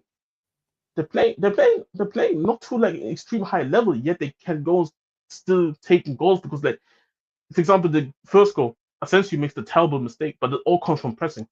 This didn't came from having good ball retention. I found like a pass that nobody else could do by a PSG player and all that. Now they literally just pressed them and they scored. Rudiger, I think, made a similar mistake by just them being around pressing them. That's what I'm saying. How not necessarily, the midfield must be on job, but I think the part of the team for Chelsea who needs to be on job the most is the defense. And also, it's like the only thing that can self-destruct this game for Chelsea is that it's themselves. Because that's what I'm talking about. If they make a mistake, a small minor mistake, boom, you're in a world of trouble there. So, tell me the last time a team has made 2 mistakes in the game and PSG didn't capitalize on it. When was the last time that you watch a PSG game in a big game where a team makes 1 to 2 mistakes and they didn't capitalize on it? Let me guess. They punish you. They punish you very, very well. They do. Yeah, Wavy. I know you're fried, but it's cool. You know what I'm saying? This is But it's this one saying that's like people do. I've done it before. Man said I clocked his streams 2 minutes behind, so he's commenting and like this. It's cool. Yeah, it happens to me as well. That's YouTube tax, man. It happens, man. But now it's just. But we gonna find out. There will be a watch along over on the playback people. So make sure you get over to the Sarcasm City TV playback people. www.playback.tv/Sarcasm City TV. It's www.playback.tv/Sarcasm City TV, or just download the playback app from your app store. Let me screen share it so you lot can see it. So this is what playback looks like, people, here on the screen. It's an app just like YouTube. You see the comments there on the right hand side. You watch the same as you do on YouTube. You comment the same you do on YouTube as well, people. All I need you lot to do is download the app from the App Store or go to playback.tv/Sarcasm City TV. Create an account for free, just like YouTube. Sign up for free, just like YouTube. And then you just type in Sarcasm City TV and hit that follow button. Just like YouTube, you can see the what's it called over there. That's when we was running Pro Club, so that's the last stream over there. But yes, the next stream on the playback will be the Chelsea versus PSG Club World Cup final, people. It will not be on the YouTube, only on the playback. It's absolutely free as well. So get over to the playback. And also on top of that, don't forget this show, all the other shows on the channel, people, apart from watch-alongs, fan calling shows, and gaming content are all available on Spotify, iTunes, SoundCloud, etc. So if you want to listen to this podcast back in audio only form, you know, more traditional podcast means before the video podcast and YouTube, all you have to do is go to Spotify, type in Sarcasm City TV, 5-star us. All you iPhone users, it's the exact same. All you have to do, go to the iTunes, click that, type in Sarcasm City TV, 5-star us, or wherever you listen to podcasts, people. Wherever you listen to podcasts. So that's the playback right there on the screen. Club World Cup watch along, gaming content, NBA when it's back, Premier League, Champions League, Europa League, FA Cup, League Cup, all over there. Boxing content over there. Usyk Dubois 2. We'll be doing that. UFC's over there as well. And this is the Spotify on the screen also. So yeah. Fan calling show been I know I've not done a fan calling show in a minute still. It's because it's been summer, been out on weekends for various things, shows, events, wedding yesterday. Even though that wasn't weekend, I've had to move shows around. So that's why I haven't done the fan calling show. But there'll be one not tomorrow, Monday. It's back Monday. It's back Monday. Unfortunately, that's the one that has to miss out. Unfortunately, because I can't miss when I've missed shows with, say, it's the United Spurs show, United Chelsea show. We gotta get them shows in. So that's what it is. But yeah, I'm gonna do a fan calling show because someone else asked as well. But big up, love to everyone that has locked in. We're back live tomorrow, 2 p.m. because Saeed on Saeed's channel, Unfiltered Podcast early. Then I'll be doing 8 p.m. So I start probably 7:30 p.m. UK time for the Chelsea PSG Club World Cup watching on. Then there'll be another Q&A as well. 11 p.m. Yeah. No, I've not watched Back Again yet in full. I watched some of it as I was getting ready. That's what it is, but I've not watched it in full. But I know Troops was stressing. I know Lewis was trolling. I know Sheik and Monto having the time of their lives over there. So pissed I missed that. What's that you just hold up?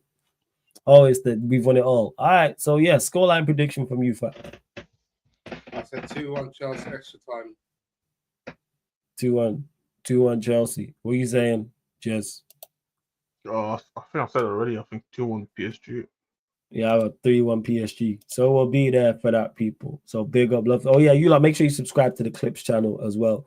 We're gonna redirect to Steve because he told me to redirect somewhere else, but he's still live. So all I need you lot to do is put Sarcasm City TV raid in this chat. This has been the Sarcasm City Sports Q&A live on this. Let me make sure this guy's not ending the stream. Actually, he's probably still waffling. Oh, what Steve's like saying some Steve shit. Q&A live. Oh wait. Crazy, honestly crazy about it. You know much about live? See, Steve's No, still chatting. I just mentioned something about him earlier. Yeah, Steve's still alive. So yeah, big up to all of you lot. Let me get to this as well. Big up Daniel, who gifted 5 memberships. Big up to A Solomon, who gifted 10 membership. Big up to Daniel, who's been a member of the channel for 40 months. You know, appreciate that. And big up to Mus, who super chatted earlier as well. So big up to all the members, all the regulars, all the new people, all the mods. Much appreciated. Shout out to everybody in the chat. Absolute real ones as well. Big up to Victor, who said this. Troops fried, better tried. Arteta lied, non-re in 5. Damn, it's actually pretty jokes. So big up to Victor as well, been a member of the channel for 33 months. And this has been Sarcasm City Sports Q&A live on the Sarcasm City TV YouTube. Thank you very much for tuning in, and put Sarcasm City TV raid in Steve's chat. Then hit the like button and subscribe over there. Salute.